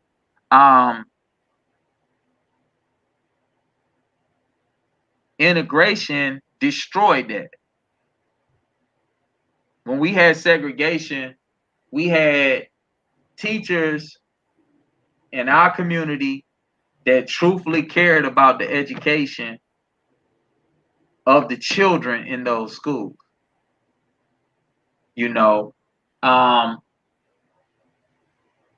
With integration, we basically, and he even said it, he said that he led his people into a burning building. If you familiar with that speech that he gave, or that letter that he wrote. I'm sorry, he wrote a letter saying, I fear that I've led my people into a burning building. But MLK was getting ready to run for president in 1972. He was getting ready to run with a man named Dr. Benjamin Spock. And they knew they had to stop him. So, and for the family that's looking, like, I got maybe like 20 plus pages dedicated just to the MLK assassination in this book. And something that people need to know, that when that quote unquote viral video came out of Umar Johnson talking about this, it was like 4 or 5 days after my book was released on Amazon. So that to me, that should show people how they try to control who our people identify with as the person that brought them certain information. But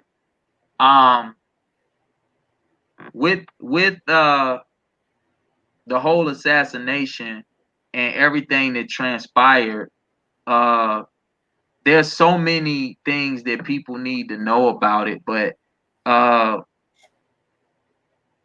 just give people kind of like a roundabout synopsis. He was brought back to Memphis.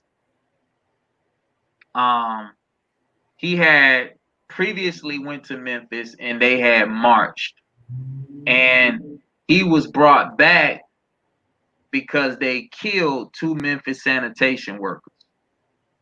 And a man named Russell Atkins, who was a union organizer, a master mason, and a Klansman in Memphis, was the main culprit in making sure all of this transpired the way it transpired. And this was all learned by the man, Dr. William Pepper, who wrote the book, The Plot to Kill King, through Russell Atkinson's son, who gave a deposition in the trial in which the King family sued the government and won millions of dollars. So this man basically told on his own father about what really happened. And the man said that a man named Ozzie Evers, Reverend Jesse Jackson, and another man named Reverend Billy Cowles all were on the FBI payroll, and they were reporting to his daddy, Russell Atkins, about the whereabouts of MLK and exactly what was going on. Reverend Billy Cowles, let me see if I could pull this up with Billy Cowles, because it's a picture of him. Okay, well, I'll just show, since I've been talking about this, I could just share the screen with you again. This is so dope how we could do this, but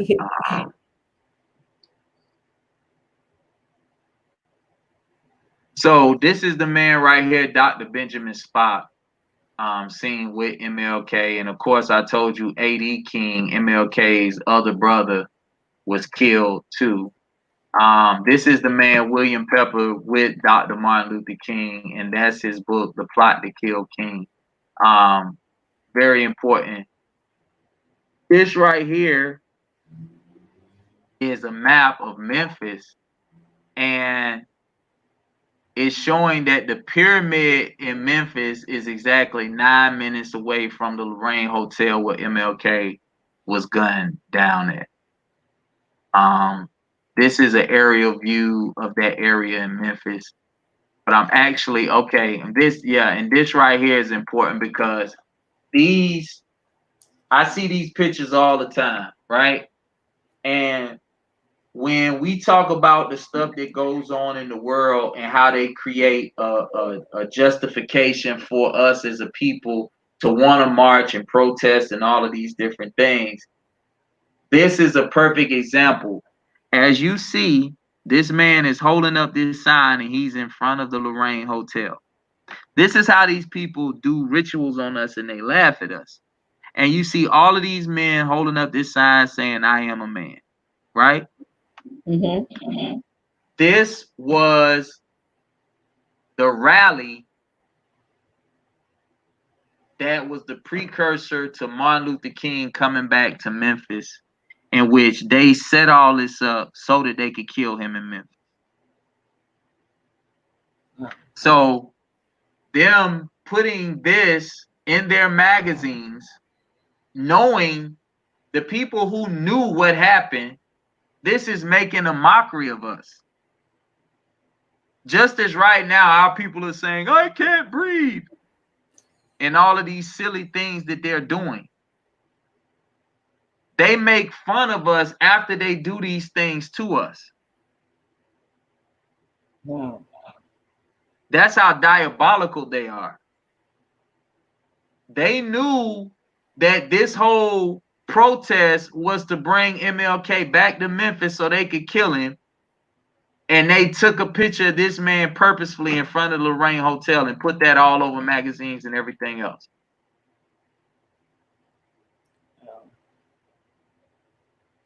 Diabolical. Mm-hmm. I want to see if I can find this. Okay, that's going into something else. So I must have. Let's see if I don't know. I don't know if you can see this. Huh? Can you? Oh, what happened? Okay, I found the picture. It popped up. See that picture? Let me see. This is in Memphis. There is a whole block mural with the of that "I am a man" thing. I took it in October when I was there in Memphis, and that's about 2 blocks from the Lorraine Motel. But the whole, I don't know if you can see it. I see it. It's about 2. It's the whole. I was standing across the street in front of the Memphis Blues Museum, and there's a whole wall, like a whole street that's painted that "I am a man" scene. Wow. Wow. And the it's just all these men. Yeah, it says "I am." It's Wow. There go your guy. And that's supposedly the window with the little box around it where the shooter was from across the street from the Lorraine Motel. Yeah. You talking about at the diner? No, it's right across the street. They've now got it built up, and they've got a lucite box around. If you see that, that's supposedly where the shooter was, in a window there. Now it's like lucite, glassed in, and it's right across the street from the Lorraine Motel. Yeah. And see, that's something else. That was a lie. The whole thing about where the shot came from and everything else was all lies. Like, they just lied about everything. Let me show you. Let me see if I could find. I wanted to find a picture of Billy Cowles. There he is. This is Billy Cowles right here. So he's the other guy that was in on it, and he ended up snitching on himself. At a speech, he said that he was on the balcony, and he said as we moved so that the shot could come through. If you ever seen that, but he even lied about that. He wasn't even on the balcony. He was in the parking lot waiting because they was going to his house that night. And this is a picture on the right of him with the Dalai Lama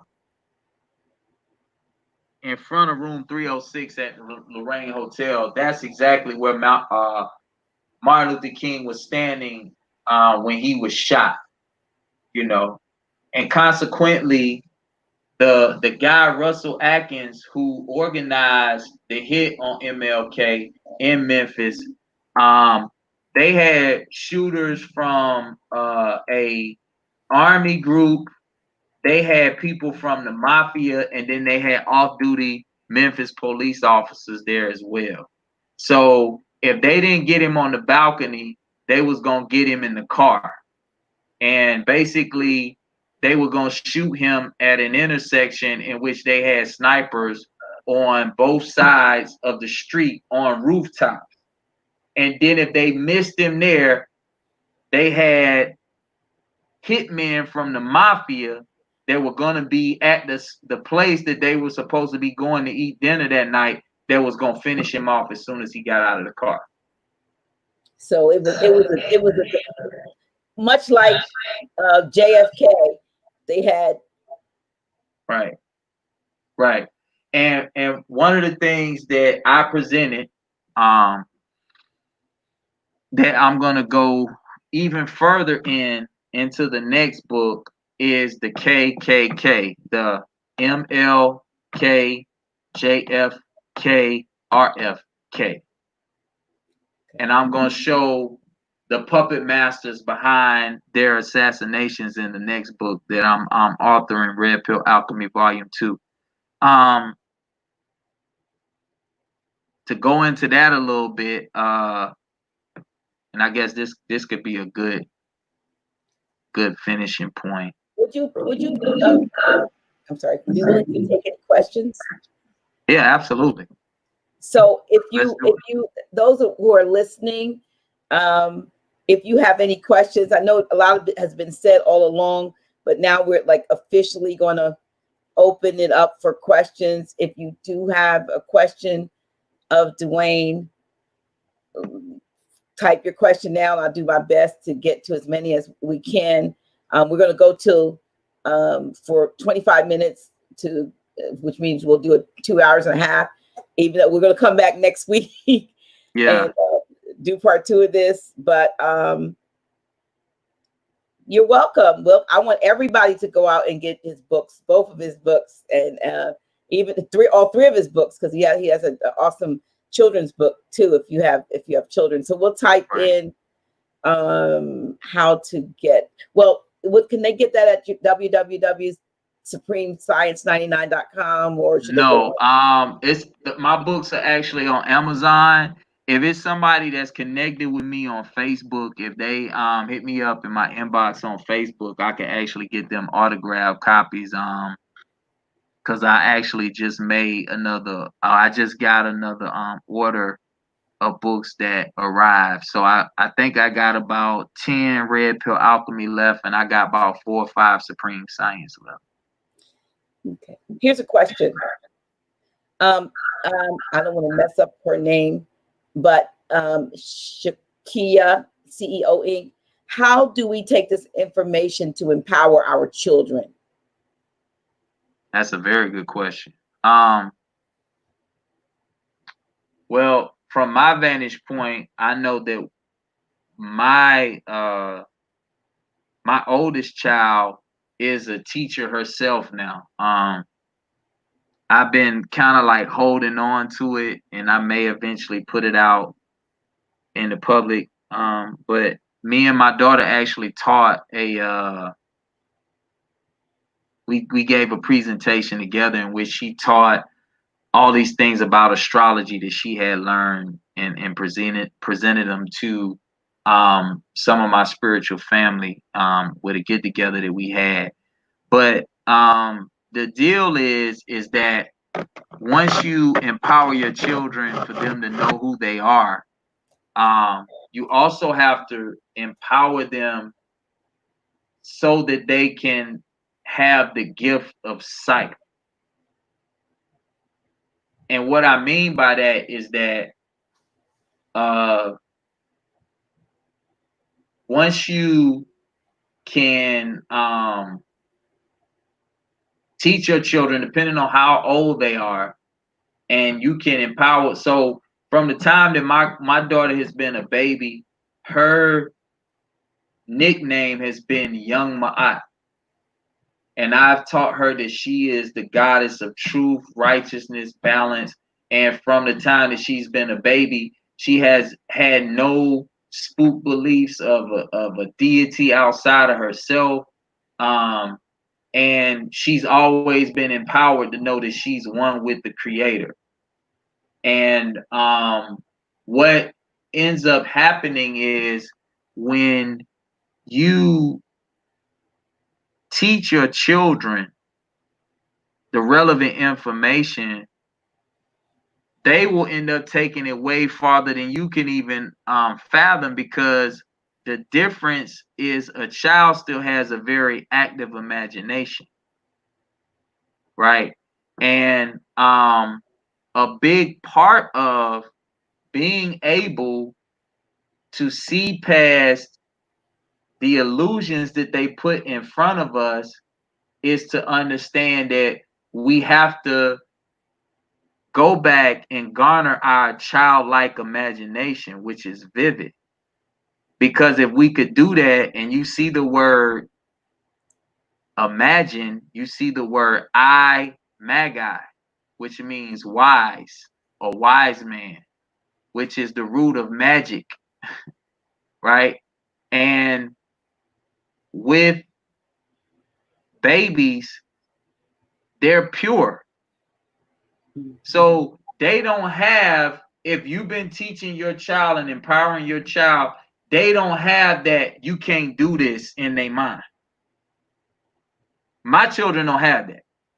I know for me, you know what I mean? My children don't have that.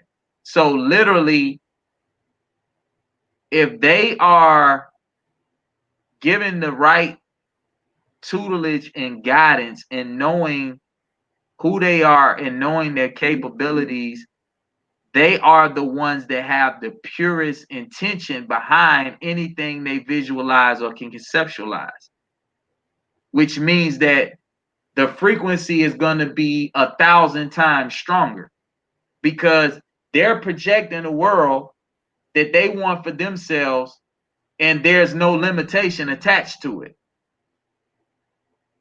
They don't see that, you know, when we think in our minds, I want to start this business and I have to put this amount of money towards this business or whatever it is we strive to do, like they don't see, well, I got to make sure I got to put this over here for bills and I got to make sure. They don't see that. You know what I'm saying? All the baby sees in their mind is what they want. And it's nothing more powerful than when we have a vivid imagination and we can continually perpetuate that thought. That's why Tahuti's, the Greeks called him thought. And the power of thought is so profound that I do an exercise with people who I'm bringing into knowledge when they first come to me, and I tell them in their mind, visualize the sun, right? And I say, can you see the sun? They say, yeah. I say, how long did it take you to see the sun in your mind? They say, I saw it instantly, because they have a mental picture of what the sun looks like already programmed in their mind. Then I told them, I say, okay, do you realize that the speed of light is 186,624 miles per hour, and it takes almost 4 minutes from light to travel to the planet Earth from the sun, which is 93 million miles away from the planet? So that shows you that the power of our thoughts are instantaneous. So much so, they completely and utterly destroy the speed of light, which we think is a big deal.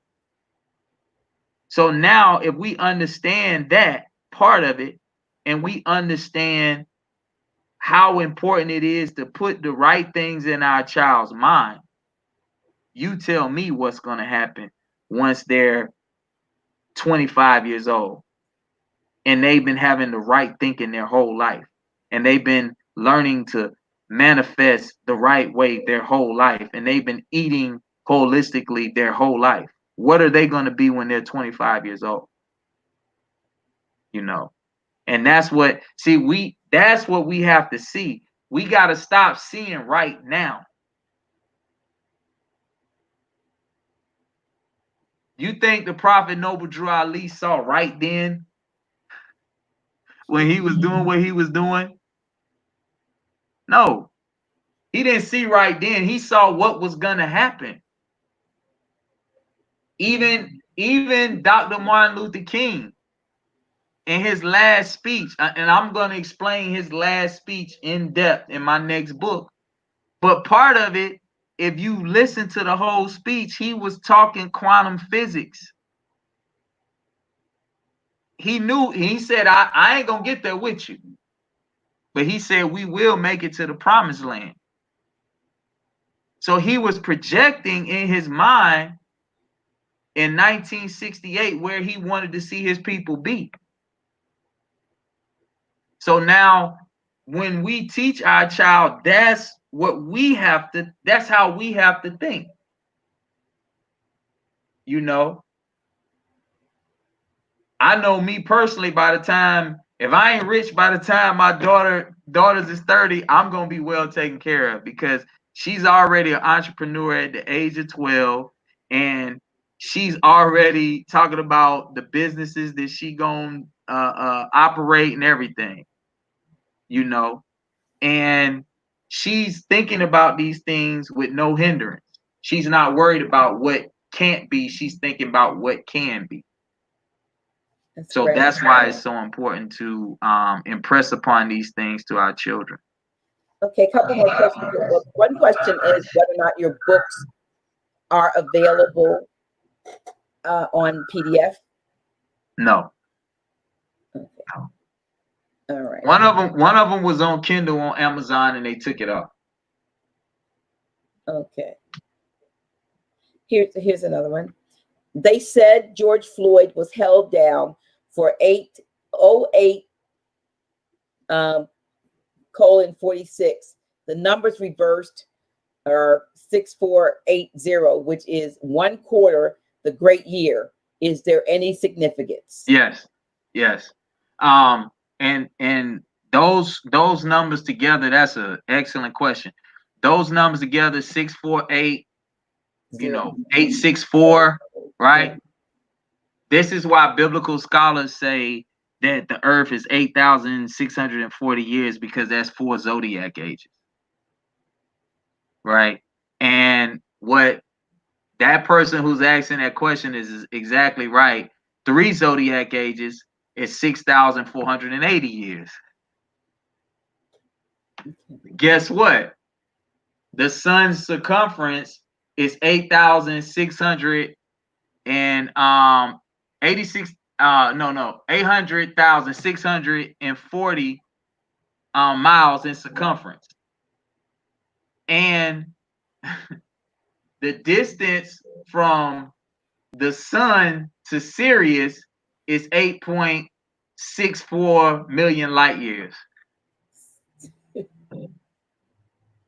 Wow. Right.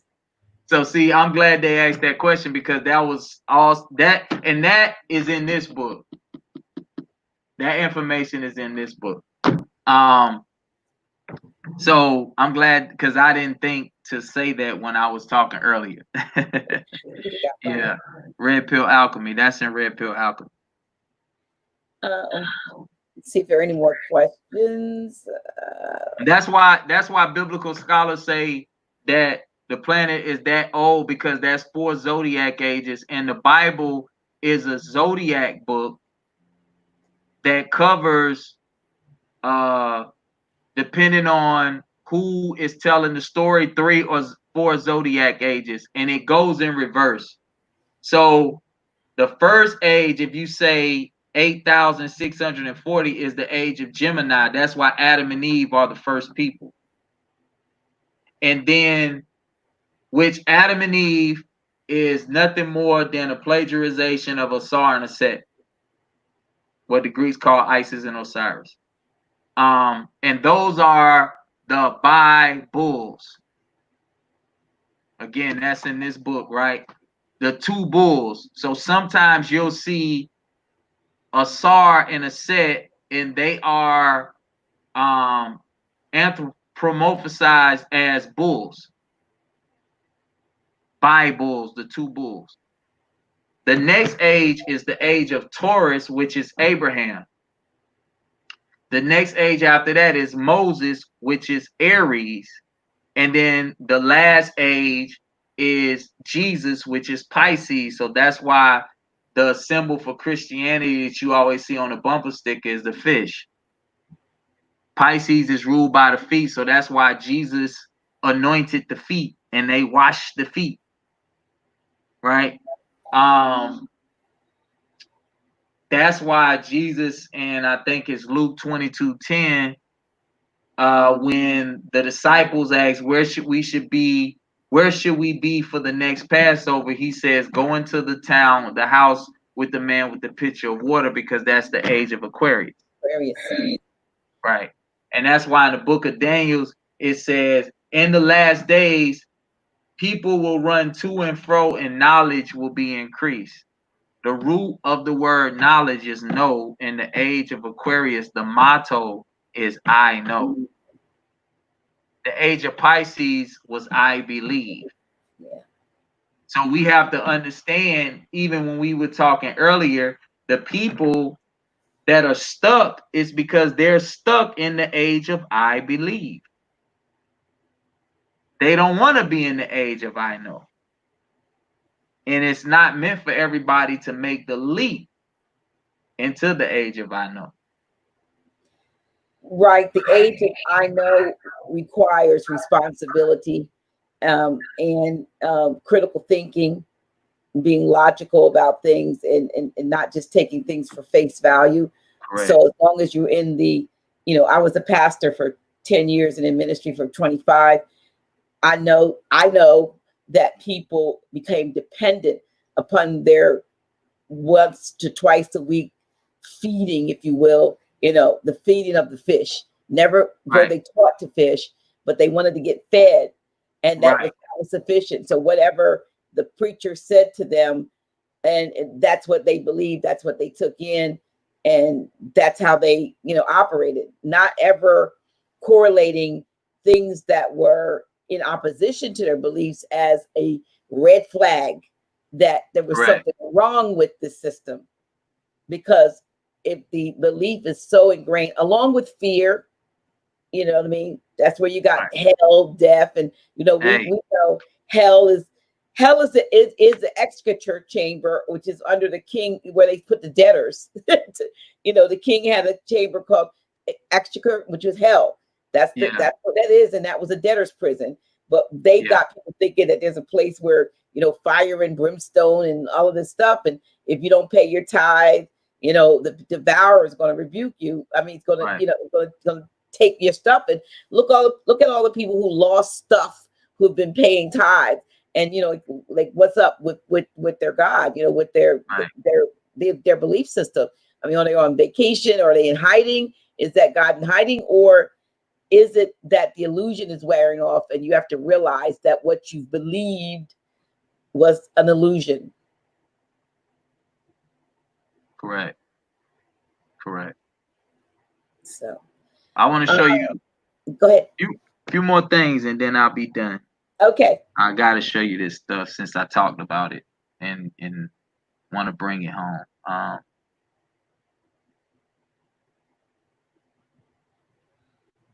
So this character right here, I was talking about the KKK and JFK, MLK, and RFK, but and I talked earlier about JFK being the Corbin Dallas, right? Mm-hmm.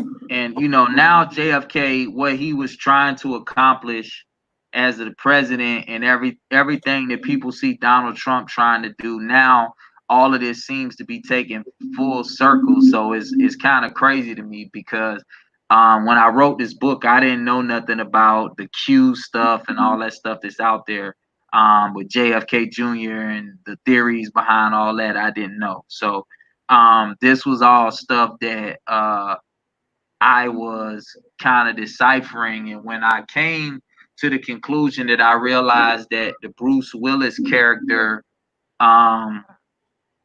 in the movie Fifth Element was the Corbin Dallas, or the sacrifice in Dallas, it just made JFK's assassination something that I really wanted to look into even more. And then lo and behold, I put two and two together because JFK was killed in Dealey Plaza in Dallas, Texas on Elm Street. So the nightmare on Elm Street was FK, Freddy Krueger, or JFK, in which we know there's no letter J in real languages. So part of the concept, of JFK is of Freddy Krueger, I'm explaining in my next book, which has to do with pedophilia, but also the Nightmare on Elm Street was the shooting of John Fitzgerald Kennedy. So this is a map of Dealey Plaza and how all of that mapped out. And then remember I was saying those three together when I did the gematria total on those and something called pi in English gematria, it came to the number 43. You know. And on my caption I said this picture needs no caption. The last thing I want to show you and I want to end it on, okay, this is important too. This is from the film Rosemary's Baby. So in Rosemary's Baby, there's a scene where Rosemary goes on this boat and she's getting ready to conceive the devil's baby. On the boat, there's this man that you see on the left that's talking to her, and he sounds just like John F. Kennedy. And he's saying that Hutch, who is the man on the right, can't go. John F. Kennedy was replaced by Hutch, who is LBJ or Lyndon Baines Johnson, once he was killed. So in the film, they show a scene in which there's a 360 view of JFK, and as JFK is pointing one way, they do the 360, and then they show Hutch or Lyndon Baines Johnson pointing in another direction, which meant that JFK was leading the ship, which was America or the USA, in one direction, and once he was replaced, Lyndon Baines Johnson was leading it back in the other. Consequently, I'm also gonna explain a lot about Lyndon Baines Johnson in my next book. In this book, I explain that's why they call LeBron James LBJ, to honor Lyndon Baines Johnson. This guy right here was the villain in the film The Fifth Element. So I'm just showing how the Fifth Element in Rosemary's Baby was connected to the assassination of JFK. And this is Lee Harvey Oswald. See the resemblance? Okay. Because he was the quote unquote villain in that situation because he told the truth and said that he was a patsy. See if I can find this. This judge right here, Judge John H. Wood, was a judge that had the information that was going to indict George Bush Sr. and many of his other co-conspirators in the assassination of John F.K. or JFK, and they killed him.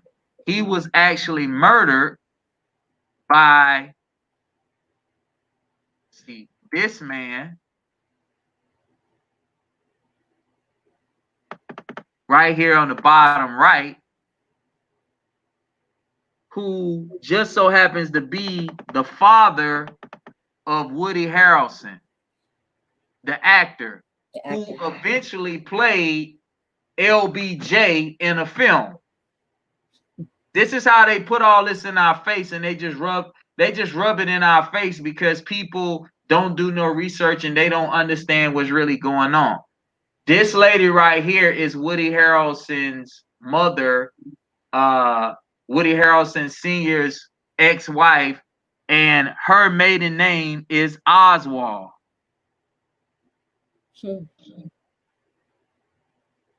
These two men right here, this is Clint Murchison on the left, and this is H.L. Hunt on the right.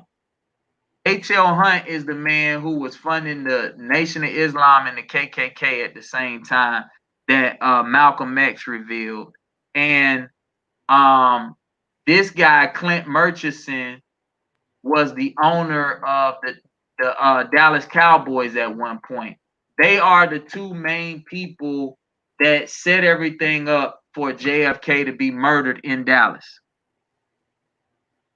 At the time, this man on the right, H.L. Hunt, he was the wealthiest man. He was the Jeff Bezos of that time, and he also was kind of like the George Soros of that time.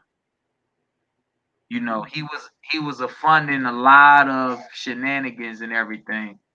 This right here, this is a lady named Mary J. Kaposhnik. I can't pronounce her name, but huh? Kopechne. Kopechnik. She was, so you know about her. She was the one that was killed in something called the Chappaquiddick incident, in which they made another movie called Chappaquiddick about this. But this is important for people to see because Ted Kennedy was the last one that they didn't kill, and this is how they were able to nullify him and control him. And I explain all the time to people that they actually showed this in the film The Godfather, how they nullified the Kennedy family.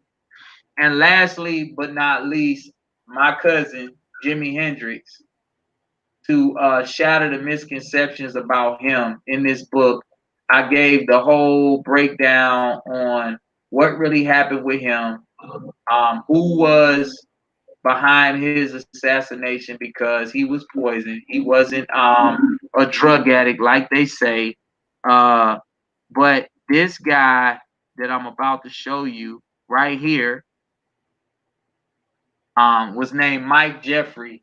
He was actually an MI6 officer, or what would be the equivalent of like the CIA in America, and he was Jimmy's manager. And what he was doing to Jimmy that had Jimmy acting so weird in his last days, was people didn't understand, was he would book a show one night into Toronto, and then book a show for Jimmy the next night in LA, then book a show for Jimmy the next night in Miami. So Jimmy wasn't getting any rest. He's going from Toronto to LA, right? And then LA back to Miami in 2 days.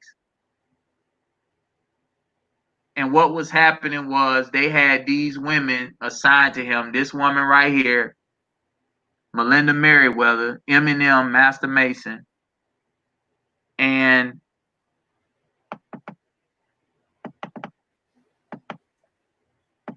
this woman right here, Monica Danneman, was supposedly his fiance, and this woman right here, Devin Wilson.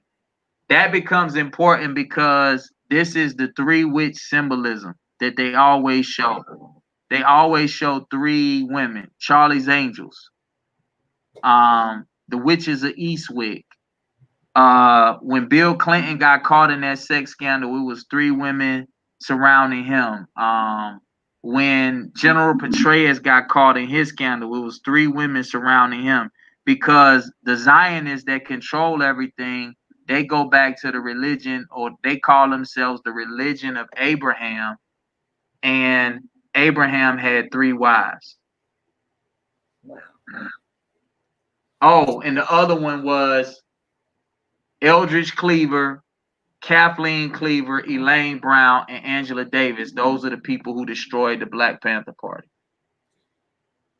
Okay, so all of them were plants. Now, can you is this in your new book? Are you gonna talk about the mountaintop in the new book? That's gonna be in the new book. Okay, I'll leave it alone. All right. Okay. I'll just thank you for that. All right. Yeah, I told you about that. Yeah. So okay, yeah. so that's it. Yeah. Okay. Wow. Listen, this was amazing, fantastic, wonderful. I told you all, prepare to have your mind blown. Actually, he told you that too. But this is just part one.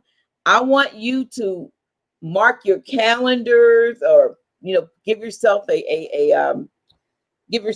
reminder on your cell phone alarm to tune in next Tuesday at 8 p.m. Eastern Time, when DeWayne Hendrix is going to return, and we are going to do part two of this amazing interview. I tell you, he hasn't even given you scratched the surface of his knowledge, but you want to get, and I do have both books, but the Red Pill Alchemy and Supreme Science. And I'm a student of my own books. I still like have sticky notes and stuff all over my own book. Absolutely. Um, Absolutely. So we Before want I go to, for those who are on my page, this is my clothing line, Camino Clothing. And right now, in process of getting my website built, but I'm selling my clothes on eBay. This is our set design. I don't know if you can see that. And it says Camino Worldwide 1999 around it. We also have a few other designs. So we repping the ancestors even with the drip that we put on, you know. So I gotta get you some clothes too, Dr. G. I'm accepted. Look, anything. Look, I get tea and I get readings. I'll take. Right. Right. I got you. Okay. Listen. What was I going to ask you? I went to and you see that your website is here. SupremeScience99.com. Yes. When you go to it says log in or sign in, log in or sign up or something like that. Right. And you click that, it only gives you an option to log in. So if you, I was like, do you have to become a member? Is that a membership? So site? it's not showing you the actual links. No, when you click it, the only link it gives you is to sign in. But if you've never signed up, you can't sign in. But it seems like you can see everything. But there might be some hidden stuff, and I didn't know whether it was a membership site or not. If it is, it's a site that people could sign up, but you're only signing up in order to get the updates whenever I post new articles or whatever the case may be. It's not like a paid subscription or anything like that. Beautiful site. It's a beautiful Thank site, you. but it doesn't allow you to sign up. It just says to sign in. It says sign in and sign up, but it doesn't let you sign up, because in case anybody wants to go there and get updates. As you can see, DeWayne is full of knowledge and information, and he's got a lot of that on his website at SupremeScience99.com. So, and here's one question. There was a scene statement. There was a scene in White Man Can't Jump where Woody's character reads a trivia book fact. Check this out. The last words of Lee Harvey Oswald. It wasn't me. It was the CIA or CIA. I guess he right the way they written. So I guess they kind of were dropping hints, and we know that that's to kind of throw off the karmic debt. Like we told you. Yeah, and that's what they do. That's what they do. All of this stuff that's taking place now, like it's all ritual to try to show us, right? So many things that we need to know in order for them to try to clear their karmic debt. You absolutely right. Right. Yeah. What? And Woody Harrelson would know because his dad was CIA, and his dad actually went to prison for killing that judge, John Wood. Yeah, I heard of that. Yep. Heard about that. So, a lot of knowledge, a lot of things that we may not have been privy to. I mean, even I'm asking a question, like the Challenger crash, real or fake? Because I've heard most of those people are still walking around. You just never know, man, with a lot of it, unless you actually go do the research and find out for yourself. I never looked into that one. Okay. Yeah, I never looked into that one. But I know a lot of these so-called events are fake, fabricated, exaggerated, going back a very, very, very long time now. They've been doing this for a very long time. I'm talking about going back to like the Spanish-American War. And then the Titanic and Lusitania. I'm discussing the Titanic in my next book as well. Yeah, because there were 3 wealthy men on that voyage that were standing in the way of something. Right. Though that was going to be the competition to stop the Federal Reserve from becoming the global power that it became. That's what that was all about. Right. You're right. Three of the wealthiest men in Europe was on that boat. You're Right. absolutely right. Let's see, a lot of people don't know that. Yeah. And another thing I heard about Kobe is that Kobe was doing lot of negotiations in China. That one, he was in negotiation to have an international basketball league, and then he was doing a lot of business. He had a lot of business dealings that he was involved in China. So Yeah. And so there was some of it was with some real shady people though. okay, but but who stood to gain from his demise? Like, okay, could it be the Right. NBA? It could have been, it could have been Right. the doggone so-called government, because if he was doing business deals, Right. so it could have been anybody. Right. It could have been the pharmaceutical company that Exactly. had taken his Black Mamba. Yeah. So it was just a lot. It's a lot. DeWayne, I am again. I'm looking forward to next week, and I know. Somebody said, yeah, with pictures, everything, they're live. Yeah, I know that you're going to come with, like I said, you always got both barrels full. You know what I mean? And so, and we are ready to receive what you have. But thank you so much for giving up your time, and thank your family for letting you go off somewhere quietly to do this interview. I appreciate you so much. I thank you for having me, and my time is to be given to the people, because whenever we could put forth this type of information that could be transformative to help our brothers and sisters to see what they need to see, that's what we have to do. We have to be willing to sacrifice that. And that's why I have so much admiration for Taj Tariq, So you tell that brother next time you talk to him, he got a huge fan down in Georgia. And before we go, we really need to understand how important it is to honor that man while he's still with us, because what everybody needs to see is that with the demise of Dr. Sebi, right? All we have left is Taj Tariq and Ashraf Kwesi. Yeah, they're elders. That we talking about people that have been doing this for 30, 40, 50 years. They the only ones left. So, while they with us, we need to make sure that we give them the utmost honor and respect. And we have to get away from the things that we don't agree on, and we have to always stay focused on what we do agree on. Absolutely.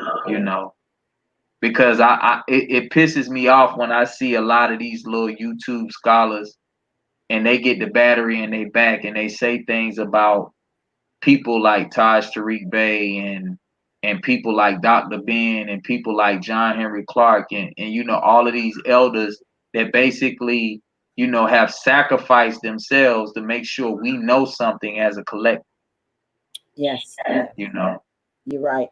Yeah. And I can honestly say, with regard to Grand Sheikh Taj Tariq Bey, I honestly speak of this man's integrity and his heart for the people, and for us getting this and getting us out of our situation. And a lot of times he said, Dr. Naila, he said redundancy. People might think, well, he's still saying the same thing he said 20 years ago. Well, it hasn't changed. That's because everybody hasn't gotten it yet. And there's always new people that are going to get on board and say, oh, wow, I didn't know that. So those of us who know it shouldn't be sitting around complaining about you didn't get anything new, because you didn't do a damn thing with the stuff you already had. So, hey, what you doing with what you got?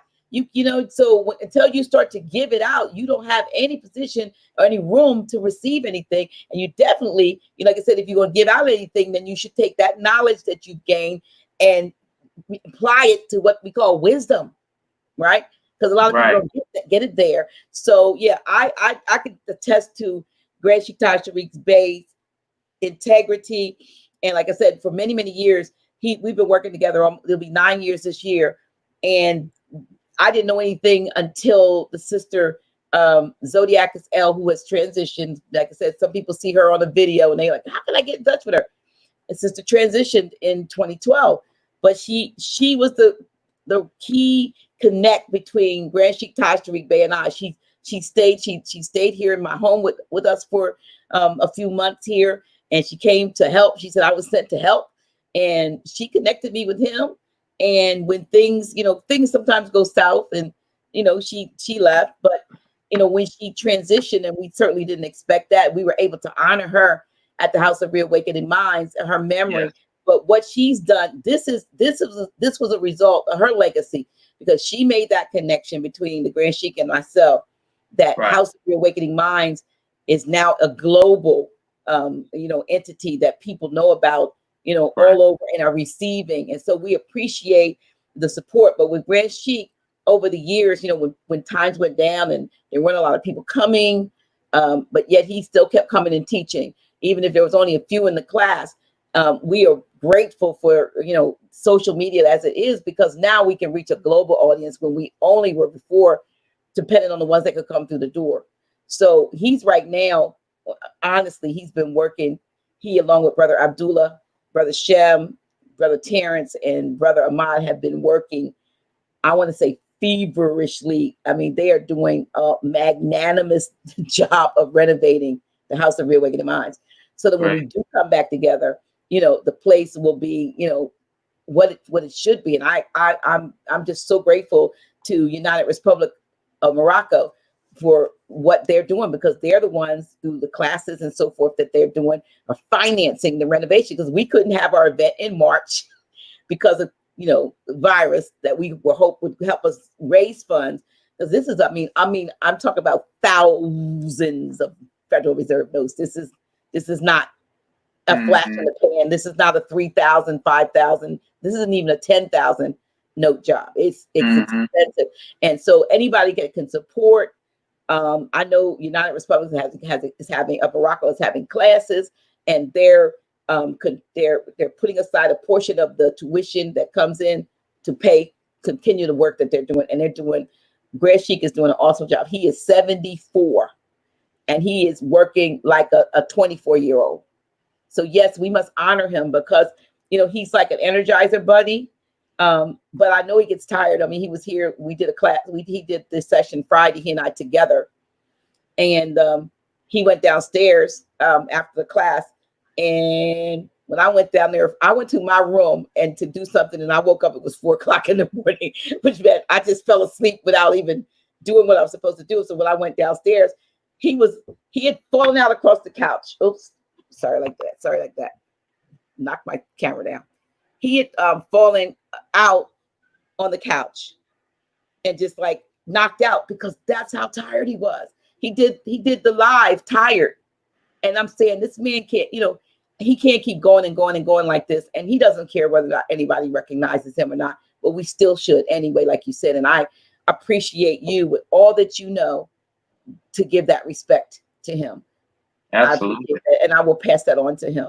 Actually, he'll see this.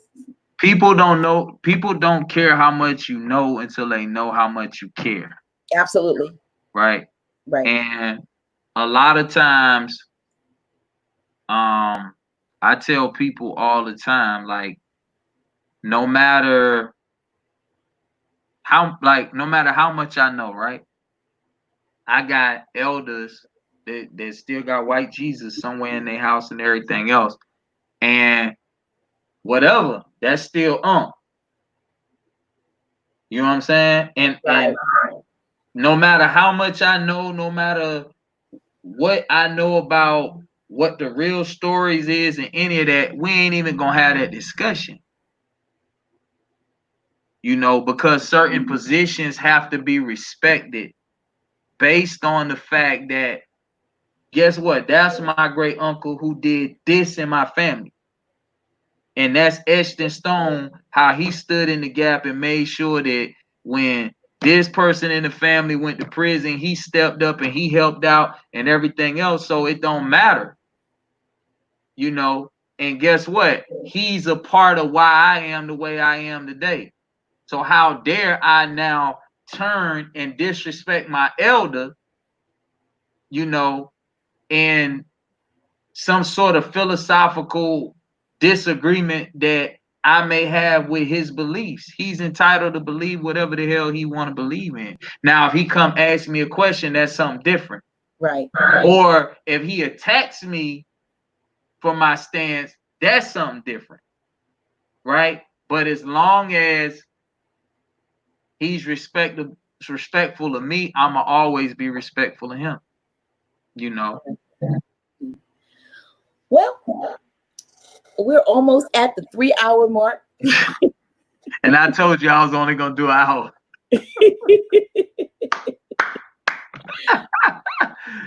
Man, time flies when you're having fun, and I have enjoyed absolutely. this interview. Let me just see if there's any last comment. Yeah, people. Yep, people. Okay.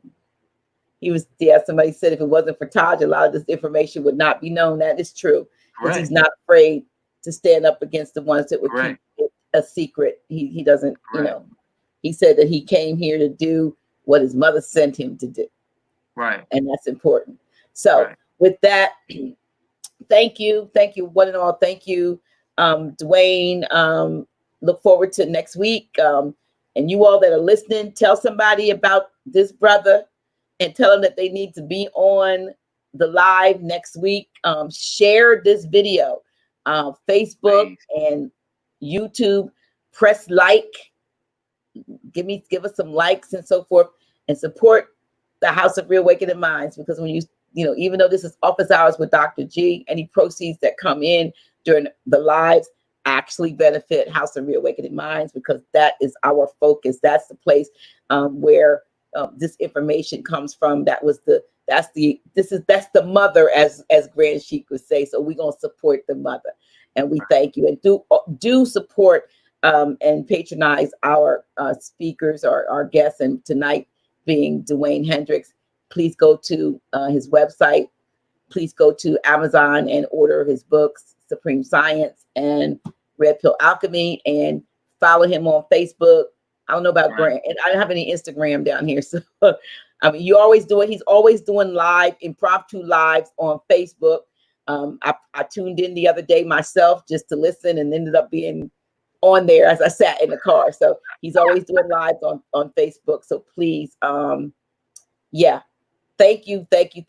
And again, thank you to Brother Hassan Ghaziel for creating my theme song, Dr. G. And that's how we're going to go out with my theme song playing. And my thanks to you, DeWayne, and to the viewers for listening. Peace. Peace.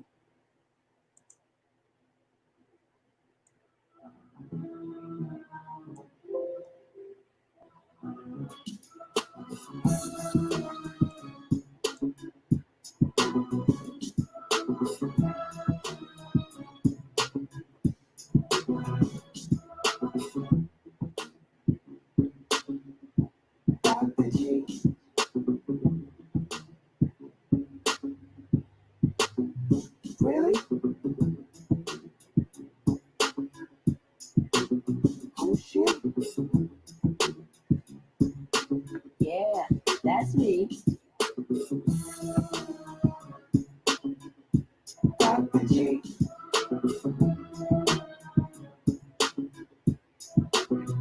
Really? Oh shit. Yeah, that's me. Dr. G.